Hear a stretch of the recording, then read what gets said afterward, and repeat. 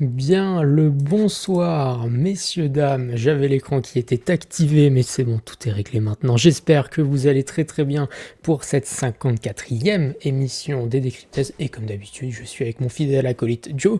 Comment tu vas cette semaine? Bah écoute, ça va, ça va. En vrai, ça va bien parce que j'ai suivi un petit peu vos avis sur le groupe. Franchement, vous avez été assez bon là-dessus. Vous avez senti la merde arriver et ça a pas raté, hein. Là, on s'est pris une sacrée douche de merde. On a, on a pris, on a pris une petite sauce là sur aujourd'hui. Depuis, ça fait déjà 2 3 jours que ça sent le sapin, mais aujourd'hui vient clôturer un petit peu cette session kata juste pour la fin de semaine. Parfait. On va pouvoir parler de tout ça justement, des prix un petit peu bizarres qui sont en train de s'activer sur le marché. Est-ce que c'est grave? Est-ce que c'est pas grave? On verra tout ça ensemble. J'espère que le chat, vous allez tous très très bien, malgré des prix qui sont ce qu'ils sont. J'ai hésité à appeler cette émission ATH Fondamental Crypto ATL Prix. Je pense que c'est une excellente description de ce qui se passe actuellement. Dans le sens où vous verrez en termes de fonda et de choses qui se passent, on a des très très bonnes choses en tant que telles pour l'écosystème, ce qui est très très bien, même si derrière les prix ne suivent pas vraiment. Mais c'est ce qu'on disait. Ce qui fout la haine, c'est que si tu avais investi là actuellement dans Coinbase, dans Circle ou dans Hood, de Robinhood, tu l'avais dans Bull Run en fait. C'est ça la folie. Et non, nous on mange notre caca. Donc ce qui est marrant, c'est que c'est quand même des riscon, mais qui sont quand même adoptés. Et nos riscon à nous, non. Ils sont peut-être trop risqués. Il y a peut-être trop de monde, je sais pas. On Juste a, ça. on n'a pas le droit au bonheur. Pas Non, le on a droit du juste pas tout le au droit de bonheur. bonheur. Mm, mm. Toujours bullish perso, un petit flash avant de repartir. On va en parler justement des choses à surveiller. En tout cas, cette semaine, bon, disons que mauvais soir à tous. Non, dites pas ça, dites pas ça. Arrêtez, arrêtez, commencez pas. On a la Mais vie. disons que cette semaine, on a eu plusieurs choses intéressantes. On a eu notamment le discours de la Fed. Discours de la Fed qui, en tant que tel, nous apprend peu de choses. Il y a juste un point qui est intéressant. Alors, je vous montre juste le résumé que j'avais partagé. C'était donc le 18 avant-hier. Où, grosso modo, il n'y a rien à en tirer. Enfin, c'est le même discours depuis, ça fait, je pense, depuis le début de l'année, c'est le même discours, c'est l'économie va bien, le marché va bien, l'emploi va bien, etc., etc. Tout va pour le mieux, il n'y a rien à voir circuler, il y a trop d'incertitudes pour prendre des décisions, etc., etc. Ce qui fait que, grosso modo, la Fed ne veut pas prendre des décisions trop hâtives. En même temps, ce n'est pas son rôle de prendre des décisions trop hâtives. Il n'y a que le dot plot qui est intéressant. Le dot plot, je rappelle ce que c'est. C'est l'avis général de tous les membres de la Fed qui donnent leurs opinions et leurs visions sur les baisses de taux à venir. Ce qu'on voit, c'est que c'est littéralement un 50-50 dans la Fed, avec 50% des gens qui sont en mode on va pas cut les taux cette année ou faire un cut, et l'autre moitié qui est en mode on fera 2 cuts ou plus sur la fin de l'année. Donc on est dans une période d'indécision, etc. Les marchés n'aiment pas l'indécision. Donc, Petite question. voilà. Oui. C'est Powell qui décide à la fin ou est-ce que si ça passe à 60, Non, c'est le 70%, comité. C'est le comité. c'est le comité? Et c'est ce comité-là qui est en train de voter. Ouais, c'est ça. En fait, ils se réunissent ensemble, ils prennent la température chacun, etc., Ok. etc. Et à la toute fin, c'est une décision un peu de comité. Alors, je ne saurais pas dire si Powell peut vraiment donner son mot genre tout seul et aller contre le comité. Pour être honnête, j'aurais pas l'info. Ce serait intéressant à savoir, mais grosso modo, c'est assez collégial, grosso modo. Ouais, c'est Vitalik qui est en fondation, quoi. C'est à peu près la même Ouais, relation. c'est un peu la même idée. Donc voilà pour ça. En termes de macro, je veux dire, en général, il y a des trucs bien, des trucs pas bien. Je vous prépare une vidéo sur le sujet, bien évidemment, parce qu'il y a toujours des trucs à dire. Et ensuite, on a bien évidemment tout ce qui concerne la guerre de manière générale. Alors attendez, je vais retrouver les messages de Jeff. Grosso modo, c'est pareil. Il y a des jours où ça se calme, des jours où ça se calme pas. Trump a dit récemment que d'ici 2 semaines, il prendrait sa décision pour l'Iran, etc. On a vu le marché qui était content, et aujourd'hui, et le marché est reparti dans l'autre sens juste après, etc. En termes d'options aussi, pour ceux qui s'y intéressent, je vous donne rapidement le topo. L'idée, c'est de dire qu'à court terme, donc ce qui va concerner le prochain mois, grosso modo, on reste vachement prudent, on se couvre beaucoup pour aller autour des 100 000 dollars si jamais on devait y aller. Euh, Même si on garde un biais qui est toujours haussier pour la fin de l'année, on n'enlève pas du tout le scénario haussier pour le moment. Donc peut-être qu'on va passer un été d'accalmie, comme on en a déjà connu plusieurs, ce qui est dommage parce qu'on commençait, on avait de quoi Franchement, début, fin hmm, mai, on avait de quoi être vraiment, j'étais en mode ok, bon bah peut-être qu'on va passer un été contre toute attente qui sera intéressant. D'ailleurs, ce qui est toujours pas impossible, hein, on peut très bien avoir des mois de juin, des bien mois de sûr. juillet et des mois d'août qui sont tout à fait positifs. En attendant, le mois de juin est quant à lui vachement complexe. Ce qui est assez rigolo aussi, c'est que je trouve en fait, le SP500, il hésite beaucoup, mais aussi il est Mm. en zone de short, tu vois. Il est Mm. dans le moment critique pour lui de savoir est-ce qu'il mérite un nouvel ATH ou est-ce que juste il va corriger sa Mm. mère et puis.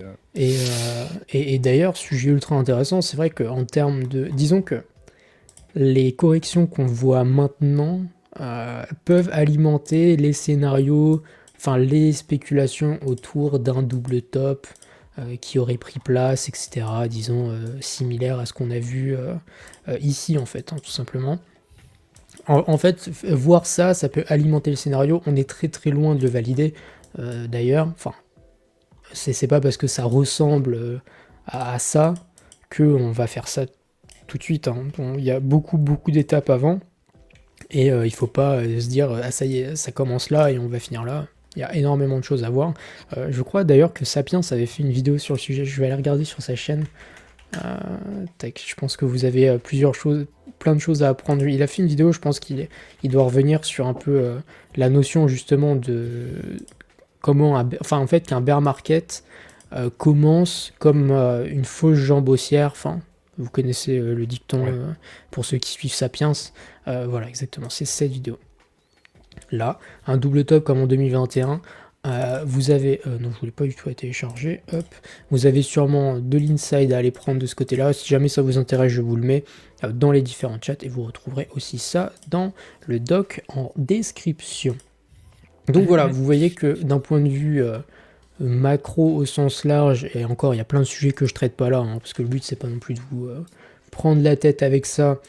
Euh, Il y a énormément de choses à surveiller, énormément de choses à prendre en compte. La période elle est complexe d'un point de vue, comment dire, fondamental macro, j'ai envie de dire, mais pourtant elle est très facile à vivre d'un point de vue chartiste depuis qu'on a vu les changements de structure il y a maintenant 4 semaines, 3-4 semaines maintenant. J'ai envie de dire que il y avait énormément de signes qui nous montraient tout de même que la faiblesse était déjà bien Ouais, installée ça se et voyait. qu'on n'avait pas besoin d'attendre les news. En tout cas, et, comme d'habitude, moi j'aime beaucoup regarder les analyses techniques des semaines précédentes pour savoir ce que j'ai raconté et savoir les trucs sur lesquels je me suis planté, etc. Pour le coup, ça fait maintenant 2 émissions où le biais, je trouve, il était relativement clair sur les alts, où c'était en mode, bon, bah, pour le moment, c'est pas tout à fait ça. Euh, et on a toujours cette dichotomie entre un BTC qui se tient bien, qui se tient mieux que ce qu'on imagine, et des alts qui, eux, s'en profitent pour partir à la cave, en ATL pour les plus mauvais d'entre eux, etc., etc. On peut peut-être partager un peu ce dont on parlait en off, parce que je trouve ça vraiment très intéressant. Alors, ça reste des spéculations. Je pense que de toute façon, à Mm. partir du moment, enfin, à partir d'aujourd'hui, les gens qui te disent, qui savent ce qui va se passer avec BTC, c'est full bullshit. On n'en sait rien. BTC, il a vraiment changé de catégorie d'asset. Et ce qu'on se disait, c'est que potentiellement, il y aurait une sorte de un peu super cycle sur BTC dans le sens où il va plus, il va sortir un peu de cette case des 4 ans, gigadump, gigapump, gigadump, gigapump. Juste, il va super performer dans les moments où on sera plus en QT, où le monde sera tendu et qu'il a besoin d'une réserve de valeur. Et il va performer moyennement ou juste ranger ou peut-être corriger. Et dans ce cas, ce sera au moment des alts. Et en fait, on aurait un rapport hors SP500 un petit peu, mais au sein de la crypto. Mm. Je sais pas ce que toi t'en penses, mais je trouve ça assez stylé. Je sais pas si ça se mettra en œuvre, mais ça serait Bah, assez. pour moi, ça se met déjà en œuvre. Ce que je te Ouais, disais, c'est que de plus en plus, enfin déjà de base, les gens qui prenaient les mouvements de BTC pour se positionner ensuite sur les alts, de plus en plus, on se rend compte que ça marche pas, ça ne marche plus. ouais. C'est aujourd'hui, on a BTC d'un côté qui fait sa vie par rapport à la macro, qui a un statut à part. Quel statut il a? Est-ce que c'est un peu de l'or, un peu du SP500, beaucoup d'or, beaucoup de SP500? Enfin, impossible à définir ce vers quoi il est le plus sensible en termes de prise de valeur. Néanmoins, ce qu'on voit dans les baisses, c'est que BTC euh, perd moins. Alors je dis pas qu'il perd pas, attention, c'est pareil, hein, on va rester modéré, mais perd moins que ce qu'il aurait pu perdre avant. Il a des corrections qui sont plus légères, il reste plus solide par rapport au reste, et dans le même temps, on voit partie des alts, etc., qui fait n'importe quoi, et qui sont les actifs à risque par essence, et qui réagissent beaucoup plus à ce que va faire des choses comme Ether, Solana, etc. etc. Donc, il y a un vrai shift, je pense, à faire en termes de mentalité, à dire que on peut plus juste regarder ce que fait BTC. Évidemment qu'il faut regarder ce que fait BTC, comme toujours, mais euh, disons que ça me surprendrait pas de voir des grosses surperformances d'alt sans un BTC qui surperforme beaucoup avec le Hmm, temps. Je pense que c'est encore c'est ça. un peu trop tôt, mais que de toute façon, avec la capitalisation qu'on connaît de BTC, alors évidemment, à 100 000 dollars, je suis le premier à dire qu'on on va aller à 1 million, et ça sans aucun problème. Mais avec le temps, c'est assez normal que BTC soit moins volatile, plus résistant aux crises, parce que de plus en plus, il est vu comme ce qu'il doit être, donc une réserve de valeur, etc., etc. Donc c'est un débat qui est tout à fait intéressant, et si jamais vous avez envie de partager votre avis dans le chat, n'hésitez pas. Mais dans ce cas, peut-être un réflexe, si jamais tu veux être full crypto, que tu veux pas toucher à la macro, le tradi, ce qui pourrait être intéressant, c'est justement de rentrer dans du Bitcoin quand le monde commence à se tendre et respéculer sur des alts quand il commence à se détendre, ce qui n'est pas du tout le cas actuellement. Mm. Peut-être fin d'année, comme on disait, ou même 2026, ce sera assez fou d'avoir quelque chose qui ressemblerait à une altaison en 2026. Mm. Mais encore une fois, ça dépend vraiment de comment évolue le monde et ça, on peut pas le prévoir, quoi. Exactement. Exactement. Il y a énormément de scénarios possibles et on ne peut que Spéculer. réagir en fonction de ce qu'il se passe. C'est clair que BTC, depuis qu'on le met en corrélation avec le SP500, à certains moments, on observe un certain lag, mais je suis d'accord sur le fond avec vous deux, les corrections sont moins violentes. On sera tout à fait d'accord, Foxty. D'ailleurs, quand on parle, disons que d'ailleurs les alts, en ce moment, font un peu les patterns similaires à ce qu'on a vu en fin d'année, dans le sens où les alts sont partis à la cave d'abord, euh, et ensuite on a vu BTC corriger, prendre sa part, puis on a vu le SP corriger, prendre sa part, etc. Et c'est assez... enfin, disons que il y a peut-être un truc à creuser de ce côté-là, mais j'avoue que C'est du copium, voir non? les... Comment? C'est du copium que tu nous envoies là? Copium, ça dépend sur quoi. Sur les altes.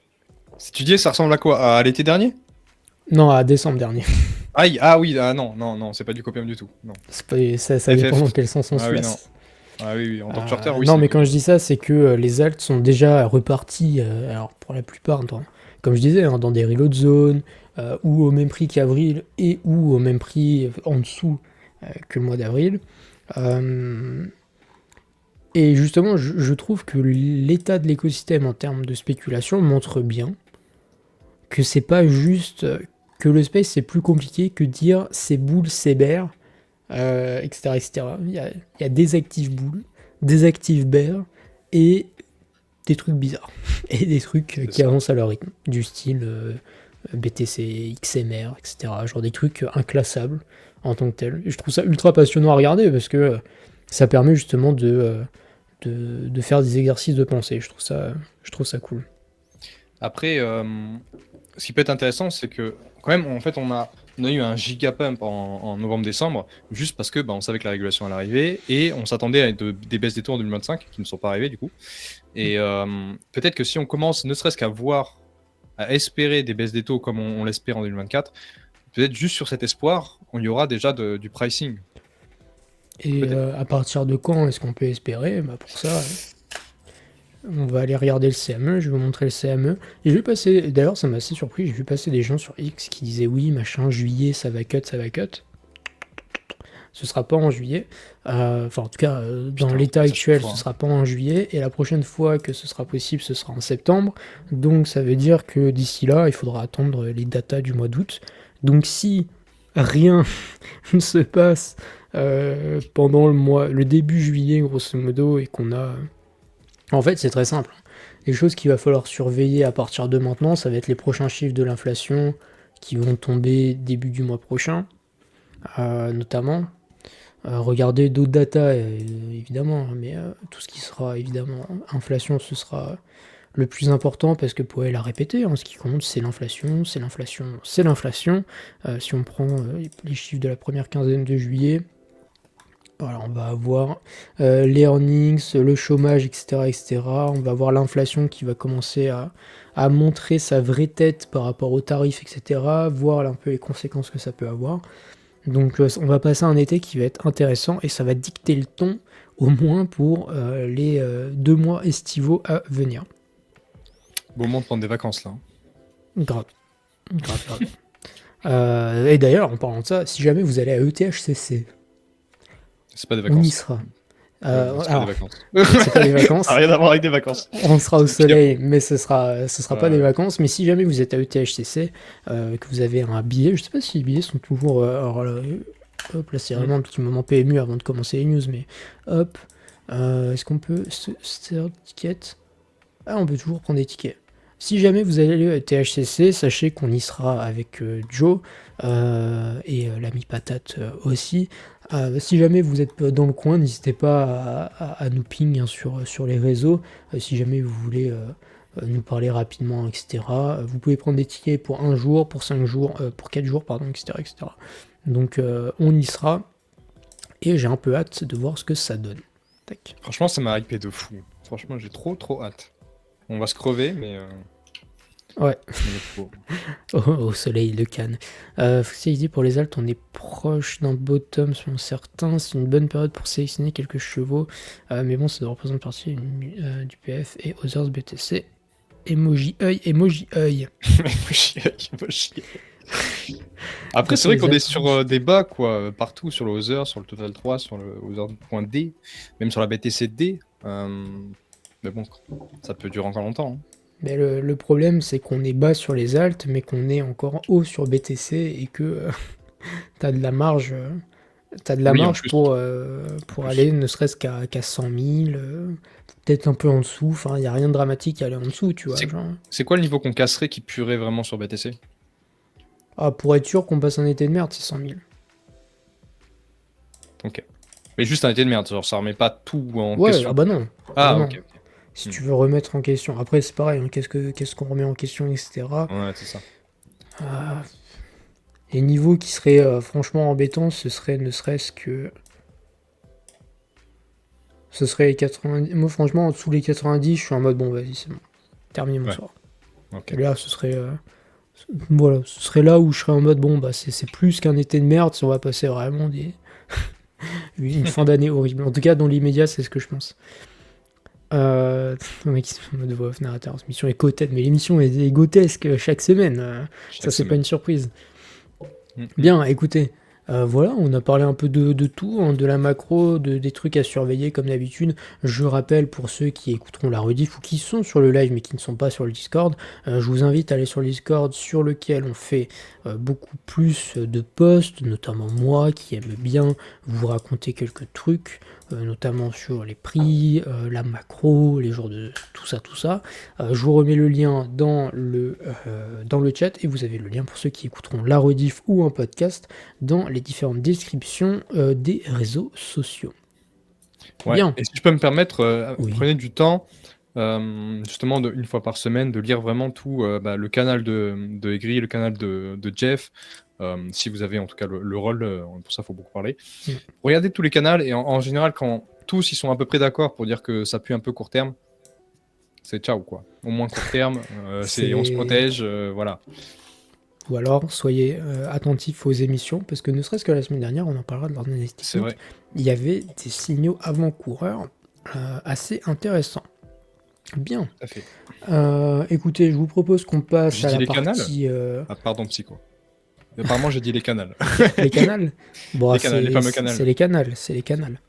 Bien écoute, moi je propose qu'on commence avec les news. En plus, on a pas mal de choses à voir ensemble. Tac. Et juste avant qu'on commence, bien évidemment, la partie des news, je rappelle que si vous voulez soutenir Decrypted, le meilleur moyen pour vous de le faire, c'est de télécharger l'application Swissborg, de déposer des fonds, de faire un KYC rapide, et vous pouvez bénéficier jusqu'à... Alors, je sais pas si le dépôt de Hype est encore Non, je actif crois pour pas. les gens qui déposent, mais en Mais tout il y a cas, vous 50 pouvez dollars. gagner jusqu'à 50$ en BTC pour quelques trades que vous faites, quelques swaps que vous faites sur la plateforme, etc. Sachez que si vous le faites, ça nous soutient énormément et c'est la seule chose qu'on vous demandera. Vous pouvez utiliser Swissborg pour faire des tas de trucs. Vous avez du DCA, vous avez du suite portfolio, vous avez énormément de choses différentes. Ils ont même lancé, j'ai vu récemment, des bundles où vous avez un peu des espèces Ouais. d'ETF entre guillemets. Je dis bien entre guillemets, hein, faut regarder chaque chose qu'il y a dedans. Vous voyez, il y a par exemple un truc sur la DeFi, etc. Donc voilà, une plateforme complète pour vous accompagner dans votre parcours crypto, si jamais ça vous intéresse. Hop. Tac, tac, tac. Eh bien écoutez, on va pouvoir commencer tranquillement. Je reprends les petites news. Hop. À moins que tu veuilles commencer, Joe, si t'as... Vas-y, je suis chaud. Eh ben écoute, fais-toi Je suis plaisir. Tac. Alors. On va commencer de là-bas, tiens. Les premières. J'ai fait un petit tweet pour parler, parce que évidemment, il y a MetaMask qui a encore annoncé son stablecoin, en tout cas, laissez penser que. Bon, ça fait 2-3 ans qu'ils font ça pour essayer de faire monter le volume sur la plateforme. Et du coup, je suis allé comparer. Pour moi, je déteste Consensus. C'est un des acteurs que j'aime le moins. Consensus qui sont du coup derrière MetaMask, qui sont derrière Linea, qui nous a tous max extract, qui sont derrière aussi Sbet. Sbet qui est un token TradFi qui a scap up. Ah oui, ça va. Voilà. Tu te souviens? Ils Ouais, ont dit, on en a parlé la semaine dernière, oui. ouais, voilà. Ils ont fait un micro-stratégie pour acheter de l'Ethereum, et puis dès que le prix a fait x30, je crois, un truc zinzin, Ouais. ils ont scam exit. Bon, bref. Et là, c'est comme ça. comme je disais, là, si j'ai des stats devant moi sur Dune, on voit bien que MetaMask pue la merde. Déjà, si vous utilisez Rabi, vous savez très bien que MetaMask pue la merde. C'est un truc qui n'avance pas et qui se fait défoncer. Là, on voit justement l'arrivée de tous les wallets. Avant, ils avaient un monopole. Hein. Ceux qui étaient là en 2020, il n'y avait que MetaMask.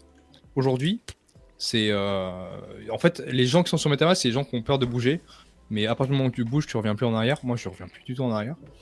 Et juste, ils sortent un token, cassez-vous, quoi. Et ils prennent 0,87% sur les swaps à l'intérieur du wallet. Rabi prend 0,25. Ils prennent 4 fois plus que Rabi. 87. Ah ouais. Okay. Ouais, 87. C'est pire qu'Axiom. Oui, bah, tu sais combien ça coûte de faire tourner Linea? Ouais, c'est très très dur. Hein. Ils ont levé 750 millions. Je sais pas où ils sont partis. C'est 700... L'année dernière, ils ont levé ça. Bref, acteur de merde. Autre chose, en partant d'acteur de merde, alors celui-là, bon, il est assez intéressant, mais ça reste un peu shitconesque. On a Shout.fun qui utilise du coup Kaito. C'est un peu l'équivalent de l'audio. Il est un peu plus intéressant parce que du coup, il y a 2% de frais sur le volume. Il y avait 4% sur l'audio, donc c'est un peu plus fair. Il y a 1% qui va aux shouters, donc les shouters ce sont les yappers, 0,6% dans la poche du projet bien évidemment, et 0,4% pour Meteora. Et il y a tout un mécanisme de redirection, donc en fait le but c'est de shout, donc de yapper sur pour le coup un même coin, donc ça va pas attirer forcément les bons influx, mais t'es payé à ça, et du coup c'est un truc qui est autosuffisant, et c'est une flywheel qui va être dure à enclencher. Je pense pas qu'elle sera enclenchée vu l'état du marché, mais ça reste assez intéressant. Et voilà, j'aime bien parler de ce qui arrive. Ça veut pas dire que ça va survivre plus de 2 semaines, c'est juste au moins pour vous tenir au courant, pour ceux qui ne sont pas au courant. Et je n'incite absolument pas à faire quoi que ce soit sur cette plateforme, juste ça existe, et c'est intéressant, c'est innovant. Enfin, innovant, c'est un peu dur de dire innovant, mais... Comme d'habitude, hein, le but c'est de vous parler des choses qui avancent et qui sont intéressantes. Mm, Tac, et justement, en parlant de choses intéressantes, on va parler cette fois de stablecoin. On a la supply de stablecoin qui a hit les 250 milliards pour la première fois. On nous parle de plusieurs choses là-dedans. Ce qui compte, c'est évidemment de vous rappeler pourquoi les stablecoins c'est important. On a évidemment Tether et Circle qui dominent avec 86% de la supply qui sont en USDT et en USDC. Et ensuite, on a tous les petits concurrents décentralisés type Ethena, Sky, etc., etc., qui essayent de grappiller tant bien que mal avec chacun leur modèle différent. Pour ceux qui suivent régulièrement la chaîne, vous connaissez les modèles. Donc voilà pour ça. Sachant qu'en parallèle, en plus, on a eu déjà le Genius Act qui est apparu. Ce Genius Act qui est une loi autour des stablecoins qui vise à à les réguler, à créer un cadre justement pour ça. Donc ça a été voté au Sénat, comme le rappelle très bien Ryan ici, donc il nous montre plusieurs choses, etc. Et surtout, la chose intéressante, c'est que dans ce contexte-là, on a le Trésor américain, enfin plutôt le euh, ministre de l'économie, grosso modo, américain, qui disait que les stablecoins pouvaient même faire x15 dans les 5 prochaines années, ce qui représenterait, selon les calculs ici, 3,7 trillions, donc 3700 milliards de dollars, qui seraient directement tokenisés, parce que on se rend compte que c'est un excellent moyen de faire perdurer et de faire grandir l'hégémonie du dollar, d'aider aussi un petit peu la dette américaine de ce côté-là. Et Ryan qui nous disait un truc ici en disant que 10% de tous les dollars du monde seraient sur Ethereum en partant de ce postulat-là d'ici 2030. Voilà, vous comprenez que les stablecoins continuent d'être intéressants. Et je voulais juste parler évidemment des inflows des ETF. Alors nous sommes le 20 juin 2025 à 20h33. Nous n'avons pas encore les chiffres du jour sur les ETF et le 19 était férié hier aux États-Unis, donc on n'a rien en termes d'infos sur les ETF, mais on voit qu'on a toujours de l'achat net, que ce soit BTC ou Ether. D'ailleurs, Ether qui chaque semaine nous montre de l'inflow net positif. Donc à voir ce que ça donne pour aujourd'hui et la semaine prochaine, voir si ça continue dans ce sens-là. En tout cas, c'est intéressant à voir que du côté pro, instit, etc., on a toujours de l'argent qui vient alimenter les marchés. Ce qui est néanmoins moins rassurant, c'est que ces inflows n'ont aucun effet sur les prix et qu'on est peut-être en train de voir l'exit liquidity se faire grappiller petit à petit, et ça, c'est moins bon signe. tout à fait. On a aussi, bon, tant qu'on y est, on est en train vraiment c'est naturalizing, on est vraiment en train de nettoyer tout le marché. Je trouve ça génial d'ailleurs, au moins qu'on kiffe un petit peu. On voit les scammers se faire avoir, et du coup on a, alors, je sais pas si vous connaissez Polyhedra. Polyhedra, c'était un truc dont on avait beaucoup parlé en 2023. C'était un ZK Bridge qui avait une collection de NFT de Panda. Tout le monde se les arrachait. C'était une zinzinerie. Et ah bah c'est dommage, j'ai pas mon tweet, moi c'est pas grave. Et du coup, le prix a baissé de 83% en 1 ou 2 heures. Bon, on a déjà vu ça, on en voit toutes les semaines maintenant. Ce qui s'est passé, c'est qu'en fait, ZKJ, donc le token, était en paire avec, comment il s'appelle, Kodge. Kodge, qui est du coup, je sais même pas ce que c'est. Et en fait, ils étaient très proches de la team. Et ce qui s'est passé, c'est que quand ZKJ, ils ont eu un token unlock et que c'est allé dans des grosses wades, ils ont tout viré sur cette même paire, et ça a fait baisser les deux, ça a fait tout chuter, ça a été cascade dans tous les sens, grosse panique. On a eu, je peux vous montrer si vous voulez, on a eu Polyhedra qui a dit non mais non mais on est en train d'investiguer, mais ils sont en train de se faire slasher. Ah, ils sont en train de se faire slash. Tiens. Ah ouais. Non mais abusé, vraiment abusé. Exceptionnel. Je sais pas si j'arriverai à trouver. Ils avaient dit oui voilà, on est en train d'investiguer, mais le fondamental reste strong. J'avais fait un petit post pour montrer un peu le fondamental de ZKJ. Est-ce que je vais le retrouver? Il est inexistant. Proche d'un même coin. Ouais, vraiment. Ouais, il est là, le fondamental. Voilà. Ça, c'est le fondamental de Polyhedra. Donc, il reste strong. Ça c'était la collection de NFT, mais c'est vraiment... C'est vraiment le nombre de transactions là? C'est vraiment Ouais, zéro. ouais, c'est vraiment zéro. Mais qui utilise ZK-Bridge? Personne. Non, mais après, ils auraient pu au moins faire semblant, je sais pas, ils branchent deux trois bots, enfin, ils font comme toute blockchain qui se respecte, enfin, en plus, Ouais. ils auraient pu demander aux copains, n'importe quel copain dans le top 25 des market cap, franchement, ils auraient donné les conseils, quoi. Après, peut-être que l'API est plus viable, tu vois. C'est ce que je me suis dit.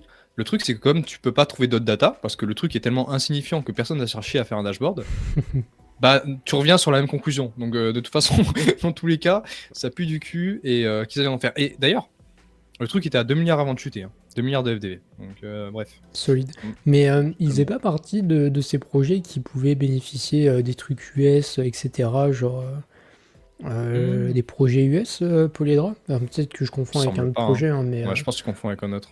Ça me dit rien. my bad. Alors, C'était mais un peu un truc OSEF. Non, par contre, ils ont bénéficié du Binance Alpha. C'est pour ça qu'il a autant explosé.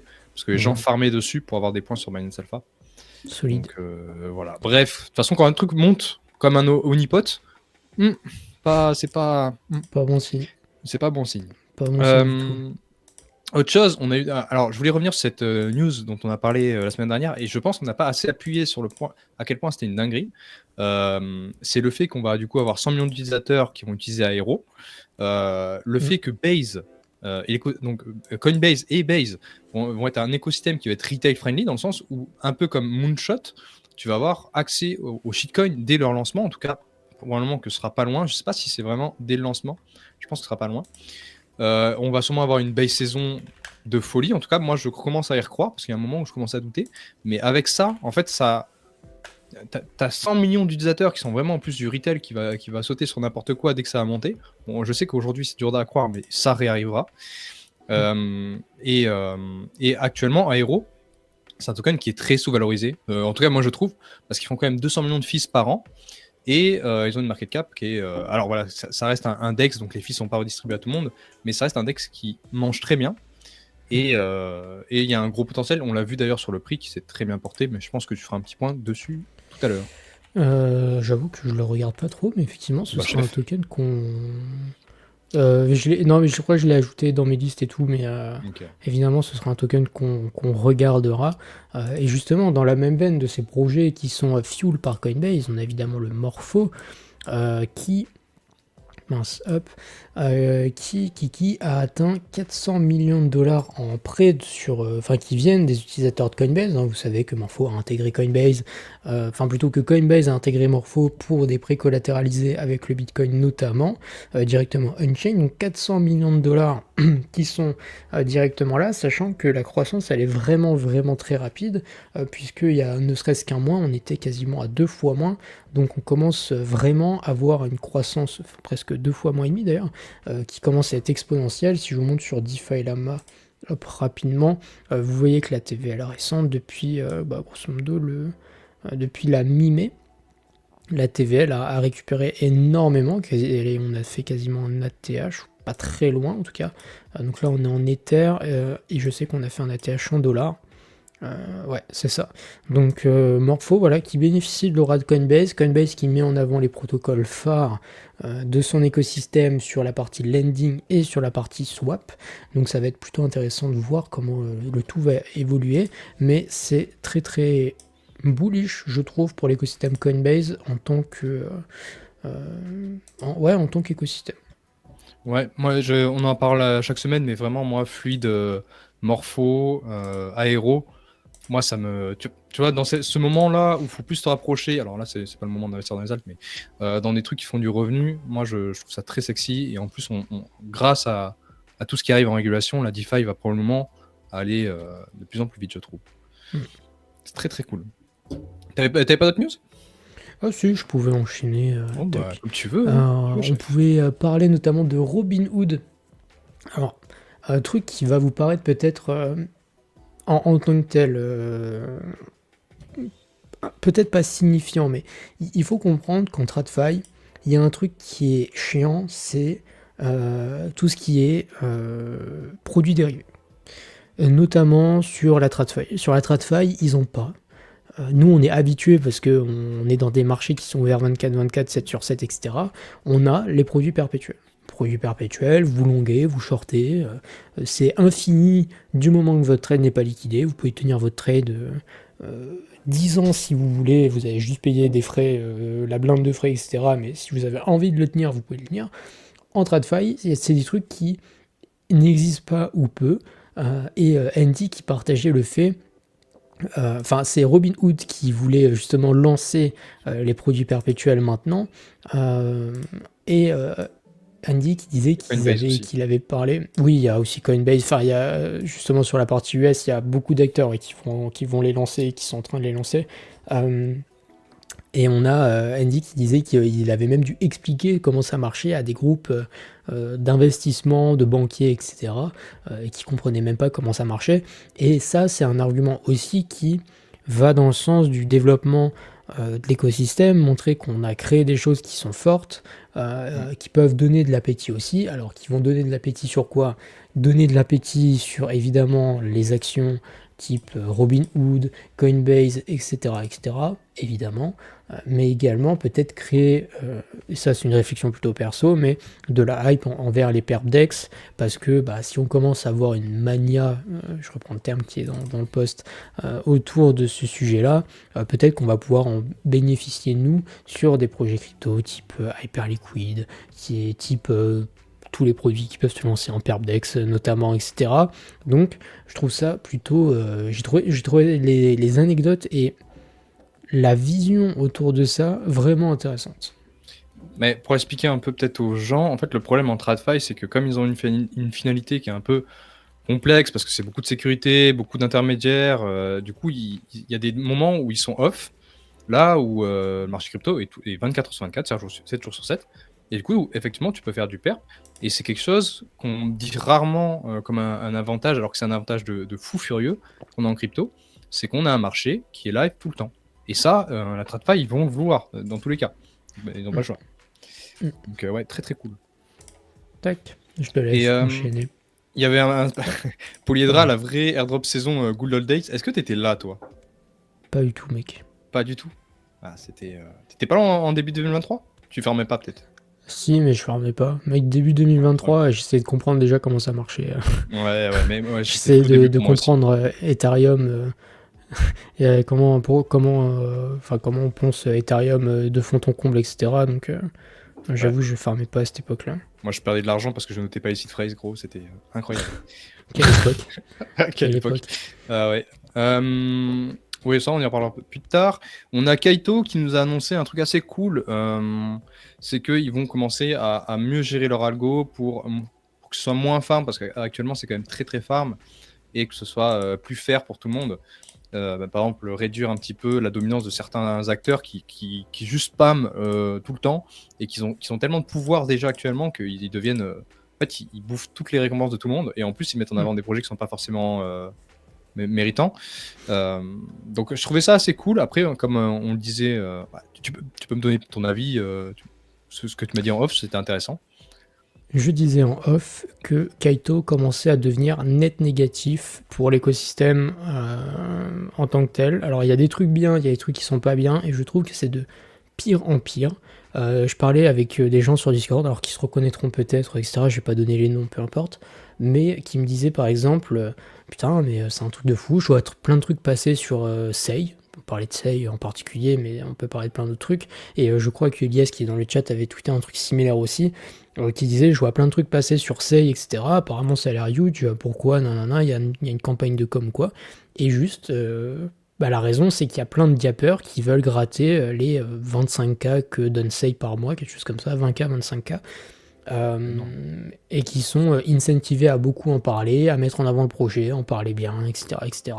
Donc, il y a deux réflexions. C'est la première, c'est la qualité de l'information qu'on met dans le feed des gens en tant que tel, et deux, les projets qui sont eux aussi mis en avant par le biais de Kaito, qui sont pas toujours de la top qualité. Je vais reprendre le tweet d'Ilias, je crois qu'il tweetait, je vais essayer de le retrouver pendant que je parle, mais tac tac tac, qui disait une chose similaire en disant mais ça n'a aucun sens que la mindshare de Ouais, l'écosystème ressemble à... Ouais, c'est ça, c'est exactement ce truc-là. c'est Alors vrai. attends, j'enlève juste ton écran, je mets le mien. Vas-y, Hop là. vas-y. Qui disait pourquoi Caldera paye des yappers, Somnia théorie de Katana c'est quoi, c'est censé représenter la mindshare de l'écosystème, il n'y a pas un seul projet, enfin, pardon, il y a pas un, quand je dis il n'y a pas un seul projet, c'est la représentation de la mindshare avec ça n'a aucun foutu sens par rapport à l'écosystème.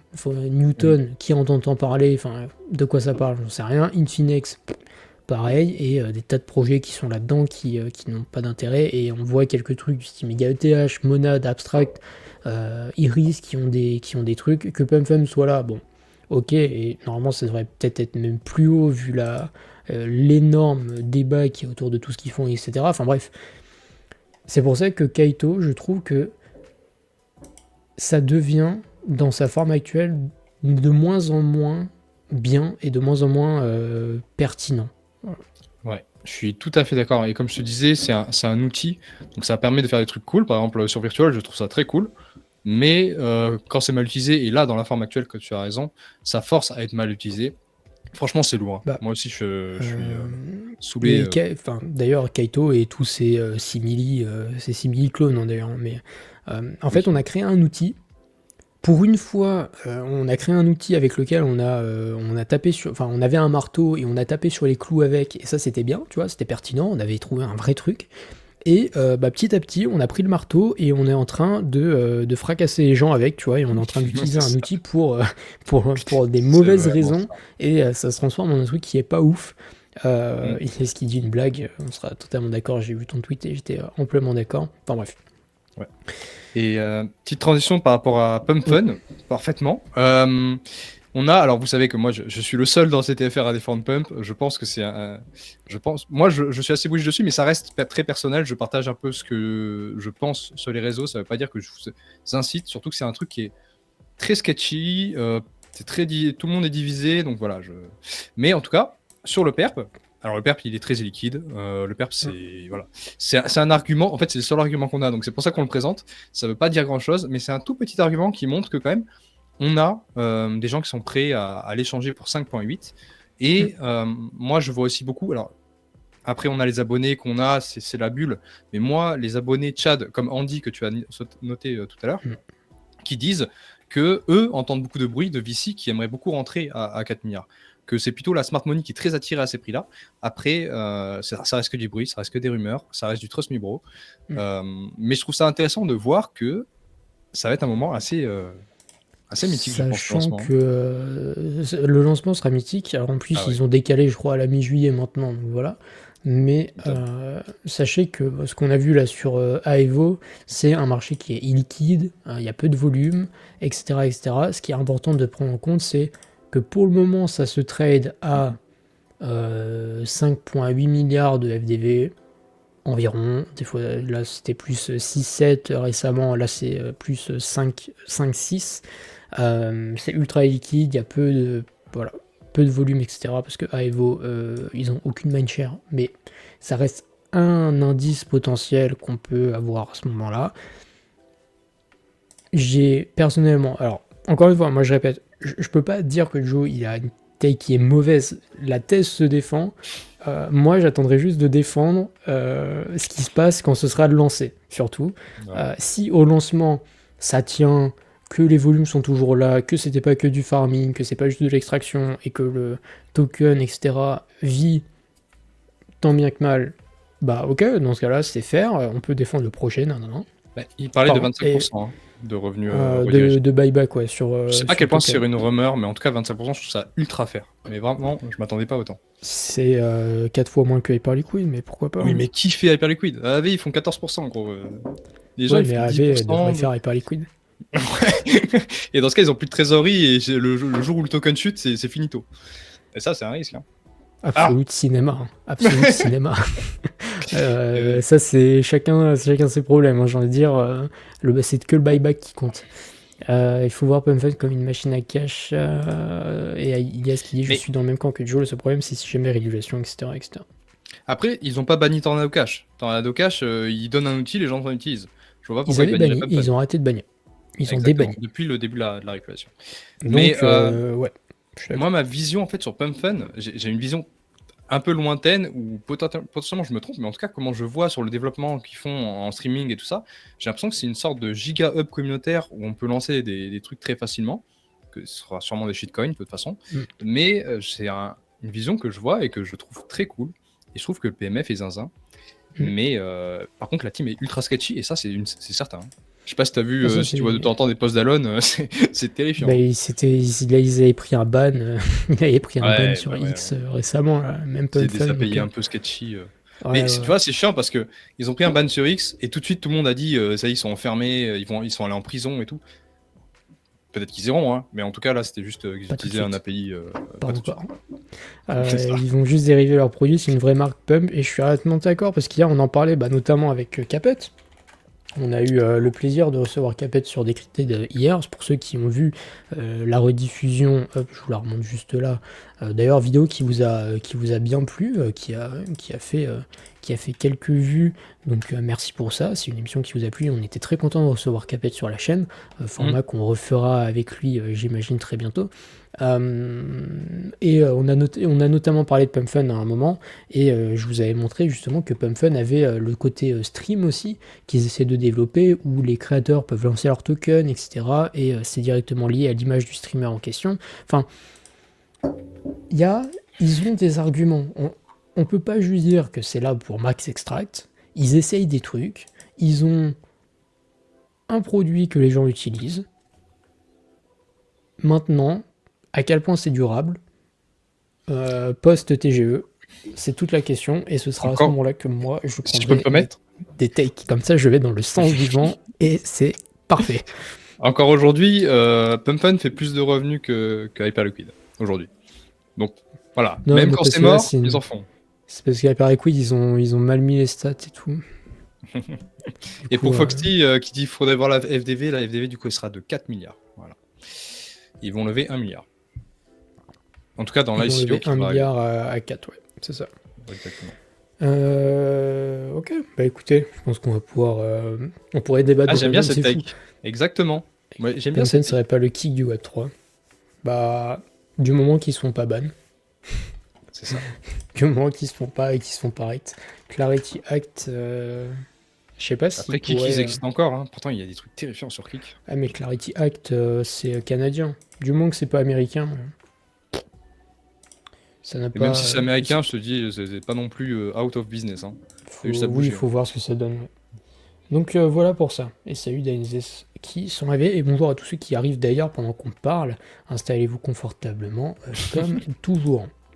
Il a raison, Yes. Avec un B, ils peuvent aller dans l'espace. Mais peut-être qu'ils le feront. Hein. Peut-être qu'ils feront de la pub comme ça. Ils sont capables drôle. de tout, les gars. Ce serait drôle. Bah écoute, ça Vas-y, à toi toi. d'enchaîner? Ah non, à moi?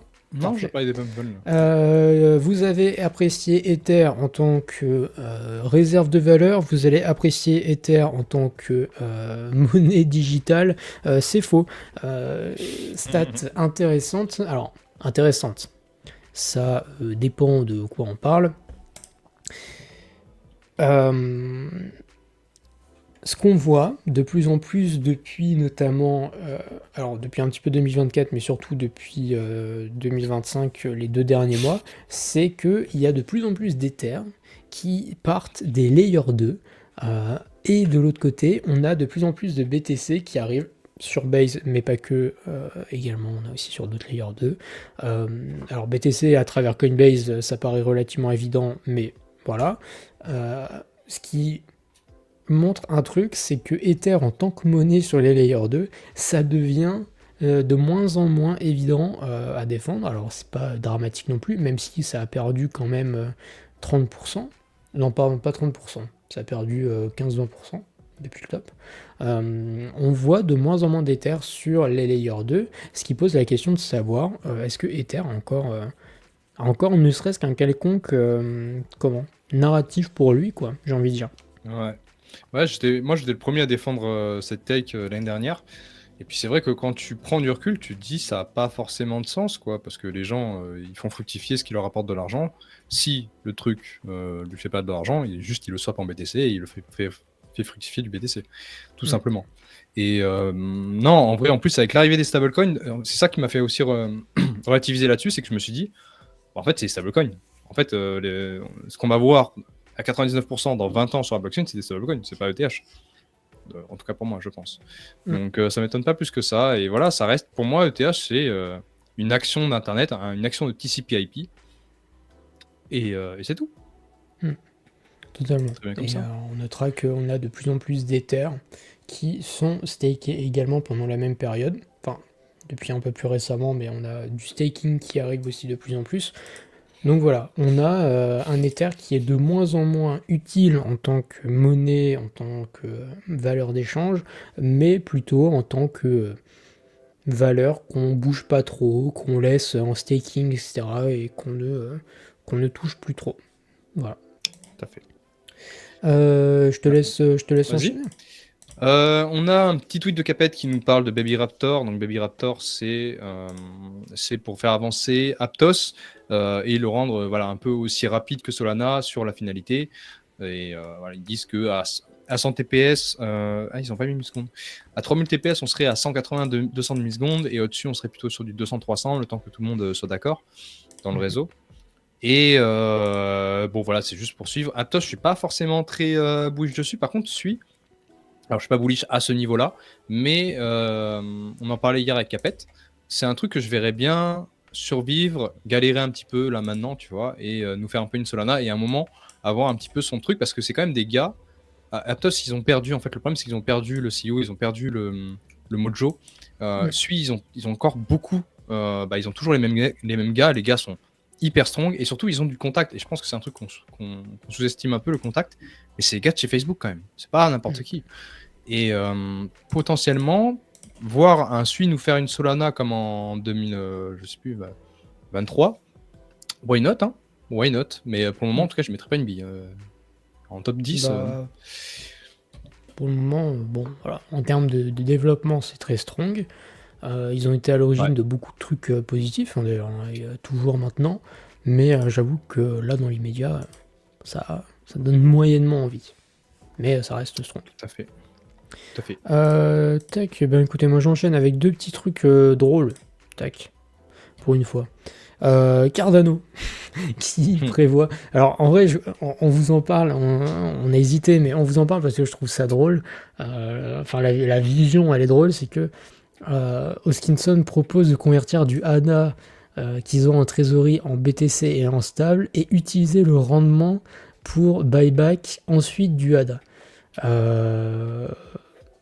Voilà, j'ai trouvé ça drôle. C'est une bonne manière de vouloir dump du ADA sans que les gens soient trop mécontents de la part de la fondation. Comme ça, la fondation elle a plein d'argent et la fondation après elle va vous racheter le ADA. Vous inquiétez pas pour ça.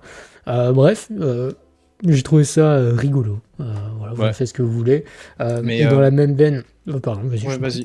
Parce que en fait, ce que je trouvais intéressant, c'est que l'idée est intéressante dans le sens où juste dumper tes tokens natifs pour du BTC. Et c'est un peu ce que j'ai fait là cette semaine. Je sais pas si tu l'as vu. Où j'avais vu des stats que 85% des DAO, tu peux le voir d'ailleurs sur Defilama, possèdent uniquement leur token. Et quand le token fond, ta trésorerie à fond. Donc ça veut dire que si jamais tu avais fait des revenus jusque-là et que ton token fait moins 70%, en fait, tes revenus que tu as fait ont fait moins 70%. C'est terrifiant. Et pour moi, la plupart des gens devraient avoir en trésorerie du BTC. Tu dumps ton token, tant pis, c'est pas grave. C'est pour le bien aussi de ton application, de ton entreprise. C'est terrifiant. C'est un comportement que je ne comprends pas. Et d'ailleurs, Hyperliquid fait ça. Et voilà, je sais que ça crée une pression acheteuse, je sais très bien, mais c'est dangereux. En vrai, c'est dangereux. Mais en fait, ça marche bien tant que ça monte et quand ça c'est ça. Pas, bon bah c'est voilà. Hein, écoutez, on peut pas tout avoir. Mais oui, de toute façon, on en a déjà parlé. Le buyback de tokens dans un marché qui monte, c'est pas efficient pour personne. Mais on pourrait en redébattre encore. C'est du dorlotage de holder. C'est comme ça que j'appelle ça. Voilà. Donc voilà pour ça. Et ensuite, il y avait, écoutez, on peut pas parler, on ne peut pas ne pas parler de Justinson qui est en train de. Alors j'ai vu passer un autre tweet en plus qui en parlait, mais Justinson qui milk tous les trucs sur lesquels il est possible de milquer inimaginable. Il met de la liquidité. En gros, il disait, il met de la liquidité sur les protocoles pour les farms et avoir des big airdrops et des machins. Il a milk sur les NFT. Il fait parler de lui quand il avait racheté le truc, l'œuvre d'art de la banane et qu'il l'avait mangé. Acheter Ouais. du token Trump pour être invité chez Trump, etc. Et maintenant, il veut introduire, alors, du coup, de ce que je comprends, c'est l'action Tron, hein, parce que Go public, je vois pas ce que ça peut être autre, avec quelque chose qui ressemblerait à ce que fait MicroStrategy, avec notamment Eric Trump en tant que, enfin, dans l'équipe. Je pense que le tweet de John résume tout. Please make it stop. Vraiment, juste, on n'en peut plus. On peut C'est plus. absolument terrifiant. Mais c'est une crime season un peu parce que c'est un peu tendu de faire ce genre de truc. C'est clairement de la manipulation Non, de marché. Ah non, non? Ouais, ok, pardon. Ok. Tout va non, bien. tu manipules pas le marché, mec. Non. Tu fais juste des Euh, annonces, hein. Ozzy qui nous a dit c'est faux pour les ETH. Alors, c'est vrai qu'on s'est Ah ouais? basé juste sur une news, on n'a pas vérifié l'info. Donc, si jamais tu as des infos contre, moi je suis totalement preneur. Moi, du Euh, moment que c'est Ozymandias la source, je considère que c'est vrai. ouais, tout à fait, moi aussi. On a un super truc. Alors, Blockworks, qui sont pour le coup des bons acteurs, pas comme Consensus, qui balance un standard pour les tokens. Donc, ça, c'est très très cool. Je sais on adore la tokenomics en France, c'est vraiment un délire. Et là, on a un petit dashboard. Alors, il n'y a pas encore grand monde parce que c'est très nouveau. Où en fait, tous les projets sont notés. On voit par exemple qu'il y a. Alors, j'ai pas dit que je sais pas pourquoi Morpho se tape un market structure comme ça, mais il doit y avoir une bonne raison. Et c'est assez intéressant d'avoir voilà, un framework pour tous les tokens et tous doivent s'aligner parce qu'actuellement, c'est vrai que quand on dit que moi et Tom sur les tokenomics, en fait, tu es obligé de t'adapter à la façon dont eux vont la traiter et il n'y a pas de standard. Il n'y a pas de façon de faire une tokenomics. Et ça, c'est catastrophique parce que du coup, ça permet de glisser des petites quenelles par-ci par-là, tu vois. Donc voilà, je trouve ça très très cool. Merci Blockworks, c'est toujours des bons gars. Et on a aussi un petit scandale sur Abstract Chain avec Finn. Finn qui a beaucoup posté sur Gotchi. Gotchi qui était une sorte de gotcha sur Abstract. Et en fait, Gotchi, quand ils ont lancé un token, qu'est-ce qu'ils ont fait? Eh bien, ils ont bundle. Bundle, c'est-à-dire qu'ils ont récupéré un maximum de supply en une seule transaction, un peu en soum-soum, en mode non, c'est pas nous. Et ils ont fait ça, voilà. Ils ont dump petit à petit et c'est juste un scam. Et comme Finn, qui est du coup le marketeur de chez Abstract, l'a beaucoup push, il se prend un peu une sauce. Et c'est pas la première fois parce que en fait le problème d'Abstract, c'est qu'ils doivent bull poster sur les projets qui se créent pour créer un peu de la hype et pour créer un peu de l'activité. Le problème, c'est que forcément tu prends un risque sur la qualité des projets. On l'avait vu aussi avec le faux Bitcoin là. Ça reste un Ponzi, tu vois. Alors, c'est rigolo, c'est intéressant, mais ça reste un Ponzi. Et forcément que ça leur tombait sur le nez au bout d'un moment, ça arrive, et puis voilà. Le petit drama de la semaine. Bah écoutez, ça arrive. Mais tu vois, j'avais pas entendu parler, bah ça arrive. C'est comme ça. Bah écoute, hop. Eh bien écoute, j'enchaîne moi cette fois avec tac, deux petits trucs autour d'Ether, enfin d'écosystème Ethereum. On a JP Morgan qui veut lancer un stablecoin du coup sur Base, qui serait appelé le JPMD. Enfin du coup le JP Morgan dollar, hein, j'imagine. Directement sur la blockchain Base, donc ça pareil. Ça va dans le sens des institutions, les dollars, etc. etc. Et cette fois sur Base, ce qui n'est pas courant. Et j'ai vu quelqu'un qui parlait justement tout à l'heure de Eigencloud. Évidemment qu'on a vu la news Eigencloud de Mounir. Pour faire un résumé très très simple, en soi, on n'apprend pas grand chose de nouveau. C'est juste que, à mon avis, Eigenlayer avait un problème en termes d'image, c'est que les gens ne savaient pas à quoi ça sert. On avait le côté restaking, mais le restaking, ça fait rêver personne. Bon, faut le dire, ça fait plus rêver, le restaking, bon bah voilà, c'est un outil, c'est très bien, bon maintenant, faut avancer. Et du coup, l'idée avec tout ça, c'est de mettre, tous les outils qu'ils ont à leur disposition, tous les trucs qu'ils ont déjà créés, pour dire on est Eigencloud, on est grosso modo AWS, décentralisé et vérifiable. Voilà. le tout en mettant en avant le token Eigen qui permettrait justement de payer, enfin de faire tourner l'économie de Eigen Cloud. Vous pouvez, alors j'ai fait tourner ChatGPT, je peux peut-être juste vous mettre le résumé en français, voilà, ici. Où vous allez avoir les différents services, l'ADA, les calculs, la vérification, etc. On voit des mises à jour qui sont prévues, notamment des roadmaps, etc. Mais en tant que tel, l'annonce, je pense juste que c'est un repositionnement marketing et plutôt stratégique dans l'idée de se dire que comme ça, on va pouvoir un peu recentrer l'image qu'on a d'EigenLayer, qui est un cloud, ce qu'ils ont toujours été. Hein, parce qu'en fait, c'est pour ça que moi, l'annonce, elle m'a pas spécialement touché. C'est que j'étais en mode, bah, ok, juste on le savait. Et juste là, ils le mettent un peu sur papier. Ils ont rebrand leur compte X aussi, d'ailleurs. Enfin, rebrand. Ils ont changé le nom visible, voilà, avec Eigen Cloud, etc., etc. Donc, en fait, EigenLayer nous a juste dit, les gars, on fait tout ça, on est AWS décentralisé, et leur proposition de valeur, et notre proposition de valeur, c'est de faire AWS vérifiable, pardon, et en bonus, ils ont reçu évidemment 70 millions de dollars de AS16Z, même si ils avaient déjà pas mal levé de fonds précédemment, mais bon, si on peut récupérer quelques miettes et quelques billets supplémentaires, on va pas s'en priver. Donc voilà, Après, pour ça.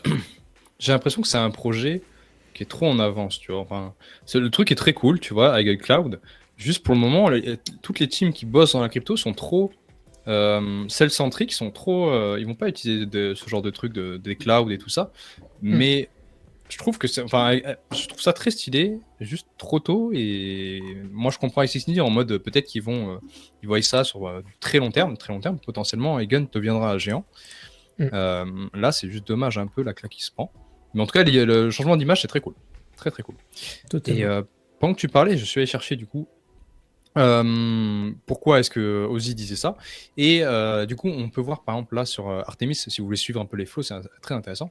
Sur un mois, on voit qu'en fait Ethereum a explosé de 3,7 milliards et que Base a perdu justement 3,7 milliards.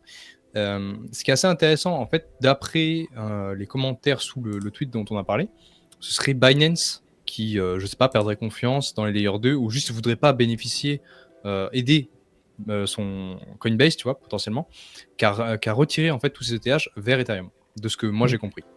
Voilà, je sais pas. Je sais pas si c'est ça, mais en tout cas, c'est ce que j'ai lu. Donc, voilà, pour un peu mitiger ce qu'on a dit.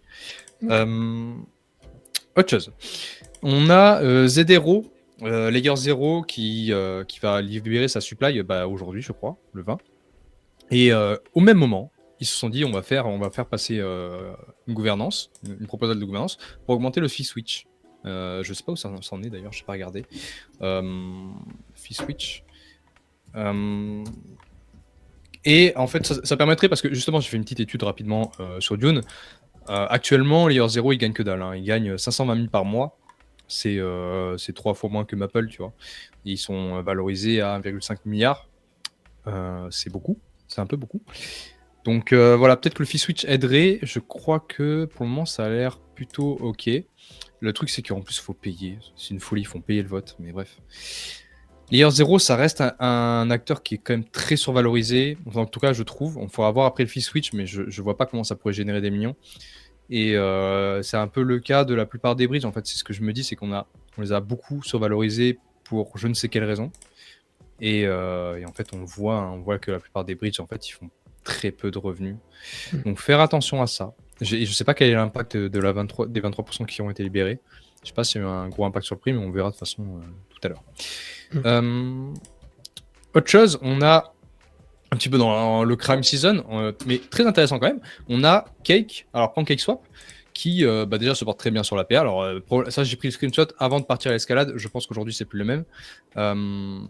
Mais on voit par exemple là c'est en bleu PancakeSwap qu'ils en fait sont en train d'atomiser tout le monde sur le volume du DEX. Là depuis 2 mois c'est pareil, ils sont passés au-dessus de Solana. Donc actuellement la BNB Chain fait plus de volume que Solana. Et comme on l'a vu, on avait déjà un petit peu parlé avec Tom. Du coup c'est beaucoup de wash trading, c'est ça Ouais, c'est ça. En fait, quand vous vous baladez sur des screeners de la BSC, par exemple, ce qu'on voit, c'est qu'en fait, il y a énormément de volume sur des tokens qui n'ont aucun sens. On voit des 300 millions, qui ça renvoie même 3 milliards sur des espèces de meme coins à 10 millions de market cap, etc. etc. Enfin, bon, on comprend vite fait que, à mon avis, il doit y avoir du bot qui achète vend, etc.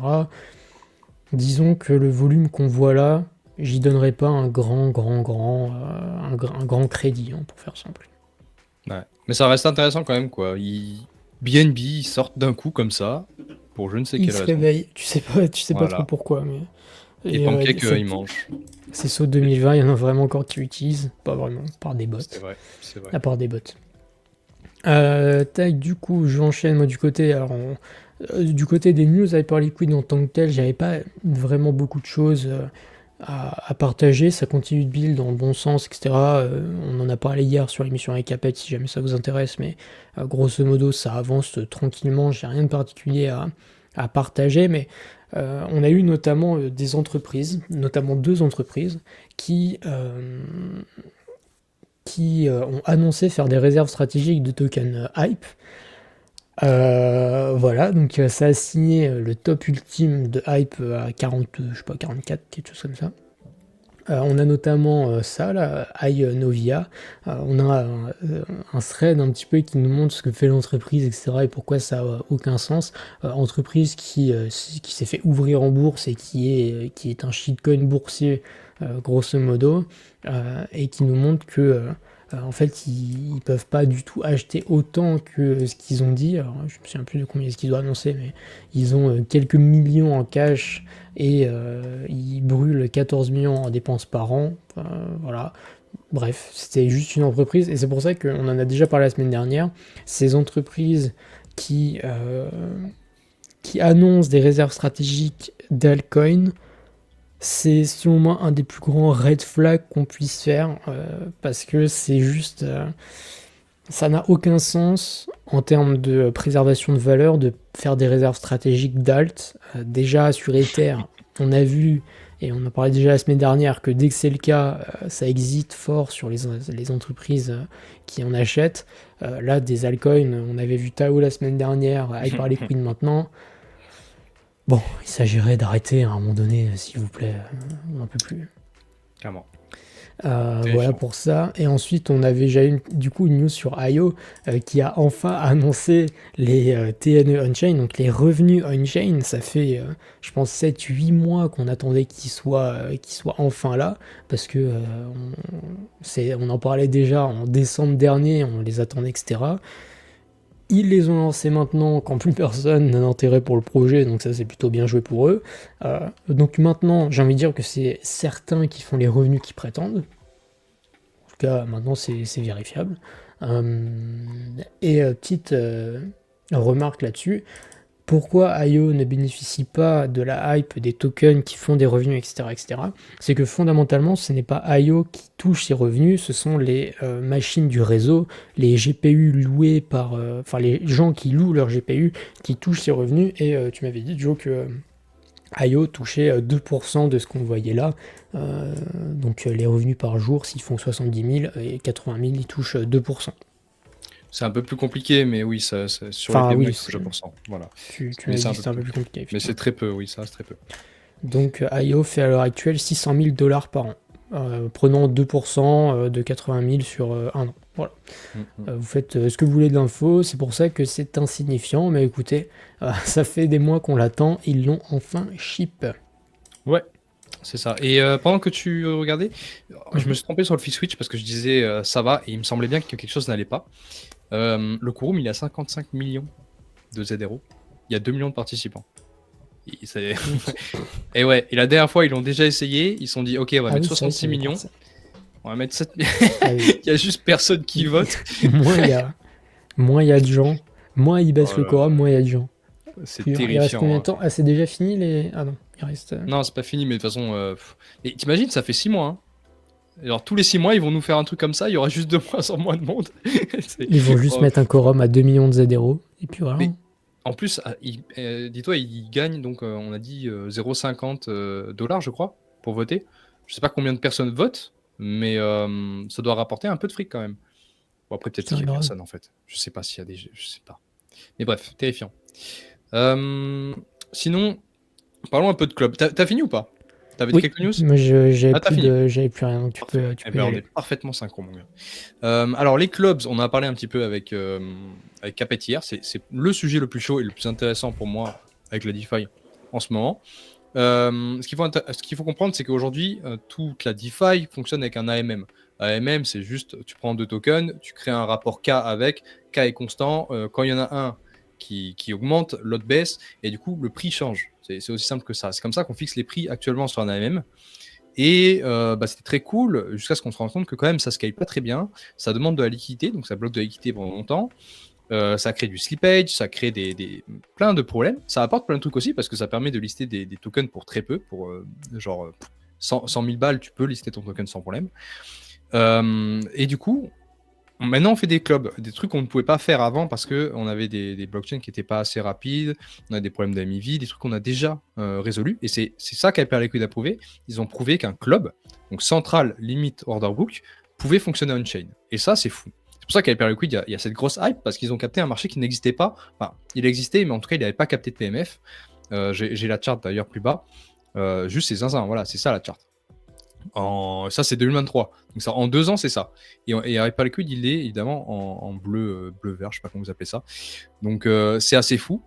Et du coup, en ce moment, on voit de plus en plus de projets clubs se lancer parce qu'ils se disent Hyperliquid l'a fait, il y a un PMF, on a la technologie pour le faire, let's go. Surtout qu'ils peuvent aller encore plus vite que Hyperliquid pour le coup, parce qu'Hyperliquid, c'est un L1, semi-L1. Eux, ils peuvent faire des trucs assez fous. On a par exemple GTE. Je vais vous donner quelques noms, comme ça, c'est assez intéressant à suivre. GTE qui est sur Mega ETH, qui fait 10 millisecondes de latence, donc c'est 20 fois moins que Hyperliquid, et 100 milliards par seconde, c'est 2 fois moins que Hyperliquid pour le coup. Mais c'est quand même assez fou. Je sais pas comment ils font de haut centre d'ordre par seconde Hyperliquid, c'est une zinzinerie. On a Bullet. Bullet qui est du coup un network extension sur Solana, donc c'est une sorte de layer 2 sur Solana, 2 millisecondes de latence, 8 milliards par seconde.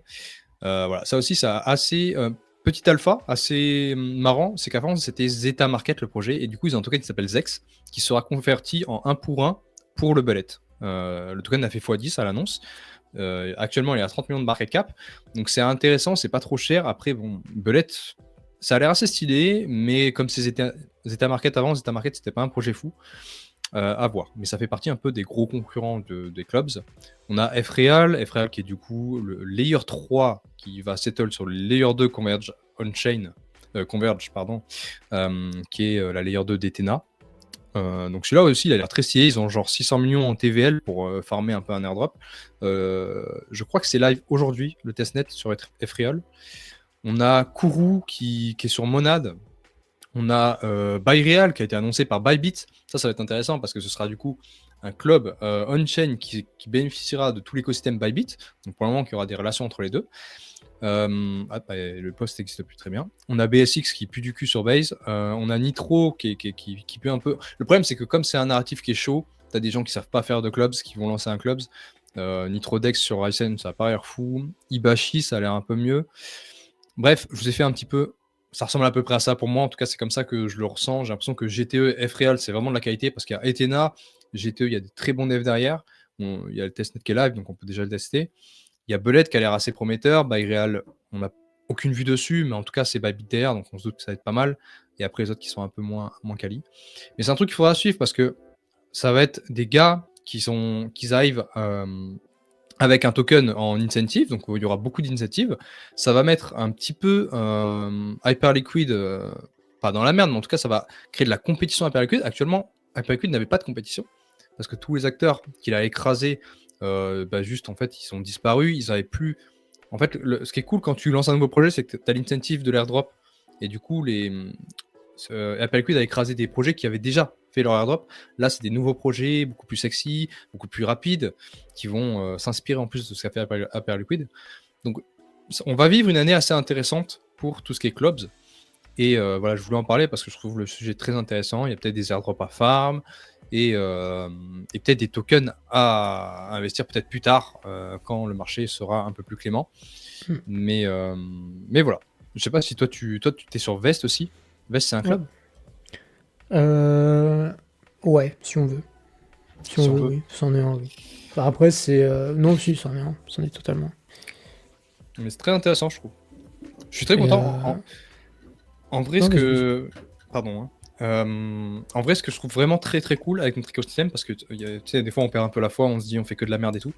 Mais quand on voit en fait les performances qu'on peut faire aujourd'hui, je me dis peut-être qu'on a eu que des apps de merde aussi parce qu'on n'avait pas les performances de créer des apps qui sont proches du Web 2. Tu vois, là on commence C'est vraiment. sûr. Bah oui, ça plus la régulation, plus le fait qu'on éduque des devs tout le temps. Je suis assez confiant pour l'écosystème. Enfin, Voilà. disons que maintenant, on n'a plus de raison de faire n'importe quoi, quoi. Ouais. Ilyes qui dit que Vest c'est AMM. Ah, Pas sûr, hein. ah, petit fight avec Ilyes. Faudrait que je vérifie de tête. J'avoue, je l'aurais pas de tête. Mais Il y a des poules sur Vest. Ils utilisent quelle poule? non, il n'y a pas de poule. C'est pour ça, ça me surprend qu'il dise ça. À moins que tu utilises les poules de quelqu'un d'autre, je sais pas. C'est curieux. Parce que ça fonctionne comme un perp. Non, de toute façon, je vois pas pourquoi ce serait un AMM. Ah, À j'ai oublié une petite confirmer, mais news rapidos. vas-y, je t'en Parce prie. que on parlait de Ibashi. J'ai pas parlé de Ibashi. C'est un des derniers là. Ibashi qui est du coup c'est la première VApps. Alors, c'est intéressant, les VApps ce sont des applications qui sont un peu leur propre chain, qui utilisent Layer 0 et Succinct pour vérifier du coup ce qui se passe. Et en fait Ibashi c'est la première VApps, ça utilise la DA de Celestia. C'est live depuis très peu. Ça ressemble à ça, alors c'est pas hyper stylé comme je vous le dis, c'est pas vraiment de très bon dev forcément. Par contre il y a un login Google et Apple, ça on apprécie. Et apparemment c'est très performant. Et actuellement, quand on regarde un peu la DA qui est postée sur Celestia, ils représentent, depuis qu'ils sont live en tout cas, une grosse partie de la DA. Donc voilà, c'est assez intéressant. Je sais pas si ce sera un club qui va attirer beaucoup de monde, mais le fait que ce soit première d'apps, ça utilise beaucoup de DA, c'est un club. Voilà, j'avais envie d'un petit peu en parler. Vest n'est pas un club au sens propre, mais en fait, c'est un AMM parce que ça fonctionne avec une pool de liquidité centrale, mais c'est ressenti comme un club en termes de perf, en termes de slippage, etc. Parce qu'ils ont une tech un peu spéciale avec le ZK, etc. Mais Intéressant. c'est Ok. pas, c'est techniquement pas un club dans le sens technique comme tu le présentes. Et Ah oui. la différence est fine en termes de ressenti, mais en termes de tech, c'est différent. Hmm. Et il y Et a ce qui dit Ibashi prenait Ibashi, d'extrême aussi. ouais, Mm. c'est ça. Ils sont inspirés de ce qui s'est passé avec James Wynn, Mm. pour créer de la privacy dessus. Donc intéressant aussi. Et Merci, dans ce yes. sens-là, on aura Silhouette qui fera la même chose sur Hyperliquid d'ailleurs. Ah ouais? Hop. Oh, Ouais. je savais pas du tout. Mais je t'avais dit que ça Euh, arriverait. Je sais plus qui est. Non, on a parlé à Proof Talk, je crois, avec des gars. Je leur ai dit ça va arriver, c'est sûr. Il faut trop ouais, qu'ils mais fassent ça. ils sont déjà en train de travailler là-dessus. Là, il n'y a rien de live, il n'y a même pas de test possible, etc. Ouais, Mais ils ont trop raison. qui permettra de faire du trading privacy directement branché sur les pools Hyperliquid. Et j'ai très hâte d'avoir plus d'infos à vous partager là-dessus. Très cool. Donc voilà. Mais écoutez, très cool comme news. On a vu plein de choses. C'est très bien. J'espère que ça vous a plu le chat. Vest, c'est trop dingue de la tech, ça va très vite. Vest, c'est très fort. Hein. Pour ce qu'ils font, c'est très fort. C'est marrant parce que j'entends jamais parler. Ouais, franchement, t'as plein de perles comme ça qui sont encore. Enfin, qui sont de niche en vrai de vrai, genre des vestes, des extended, même Paradex, t'en entends un petit peu parler, mais bon, voilà, Paradex, en tant que tel, à farmer, je suis pas sûr que ce soit vraiment le bon moment. Bon, voilà, certains disent que c'est le cas, je trouve que c'est un peu late.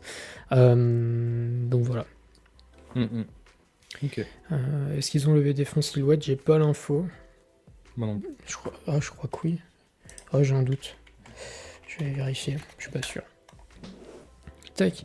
Bien, écoutez, je propose. Est-ce que tu voulais partager d'autres choses, Joe? Non, je crois que j'ai tout partagé. Parfait. On va pouvoir regarder un petit peu les prix. Ah, ils ont levé, si, pardon. Ils ont levé 3 millions. Magnifique. Ok. Donc, et en plus, il y a Echo. Ah, ils ont dû Ok. passer par Echo pour une partie. Pas de gros VC. En même temps, c'est logique vu la taille du projet. En tout cas, ce sera à suivre. Bien, tac. On va pouvoir se prendre un petit peu les prix là. La watchlist, elle est bien rouge, dis donc. Particulier. Tac, tac, tac. Hop, on va commencer par, comme d'habitude, le SP500. Déjà, on va continuer dans la même lignée que la semaine dernière. La semaine dernière, on disait que je vous invite à regarder les émissions précédentes si jamais vous voulez avoir la suite logique de tout ce que je raconte. Mais la semaine dernière, j'étais en mode les momentum sont devenus quand même super faibles. On a les menaces de guerre, on a toujours les trucs macro qui sont au-dessus de notre tête. C'est compliqué. Donc méfiance. Et ça loupe pas trop puisqu'on a des momentum qui ont bien ralenti du côté du SP500 notamment. Tac, alors Joe qui a perdu sa cam, c'est absolument tac. Hop. On a le SP500 qui du coup a perdu un petit peu son momentum en termes de tendance. Je veux dire, ici, on a perdu nos moyennes mobiles qui nous tenaient jusqu'à maintenant. On voit la moyenne mobile 200 en H1 qui nous tenait jusqu'à maintenant, sur lesquels on avait du support dans une tendance haussière. Et ici, on a cassé la tendance, donc on a déjà une perte de momentum qui est nette, précise sur le SP500. Ce support qu'on avait autour des 5950, 5970 plutôt, qui est en train de nous lâcher. Donc, la suite logique, selon moi, c'est d'aller revisiter, je pense, tout ce qui serait autour des 5900, 5870 sur le SP500 en termes de momentum. Ici, on a quand même un shift qui s'est opéré en termes de... Non, c'est bon, j'ai pas fait n'importe quoi. En termes de structure ici, là, on a un truc qui me laisse penser qu'à court terme, on a plus de baisse à aller chercher. Donc pour ça, vigilance, et du coup sur le BTC, ça ne loupe pas. On avait déjà des configurations qui montraient un momentum faible. Ici sur les 100 000 $, j'étais confiant sur le fait que ça tiendrait du premier coup parce que c'était un flash crash violent, etc. sur une news, et on avait eu une reprise rapide.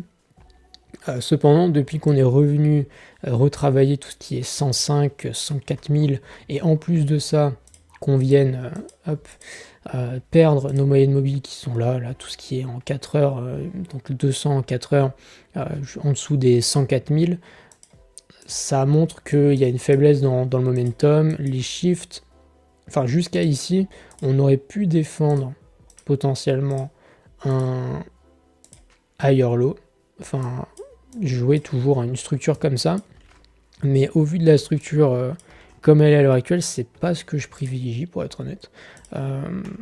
Vu le momentum, c'est compliqué.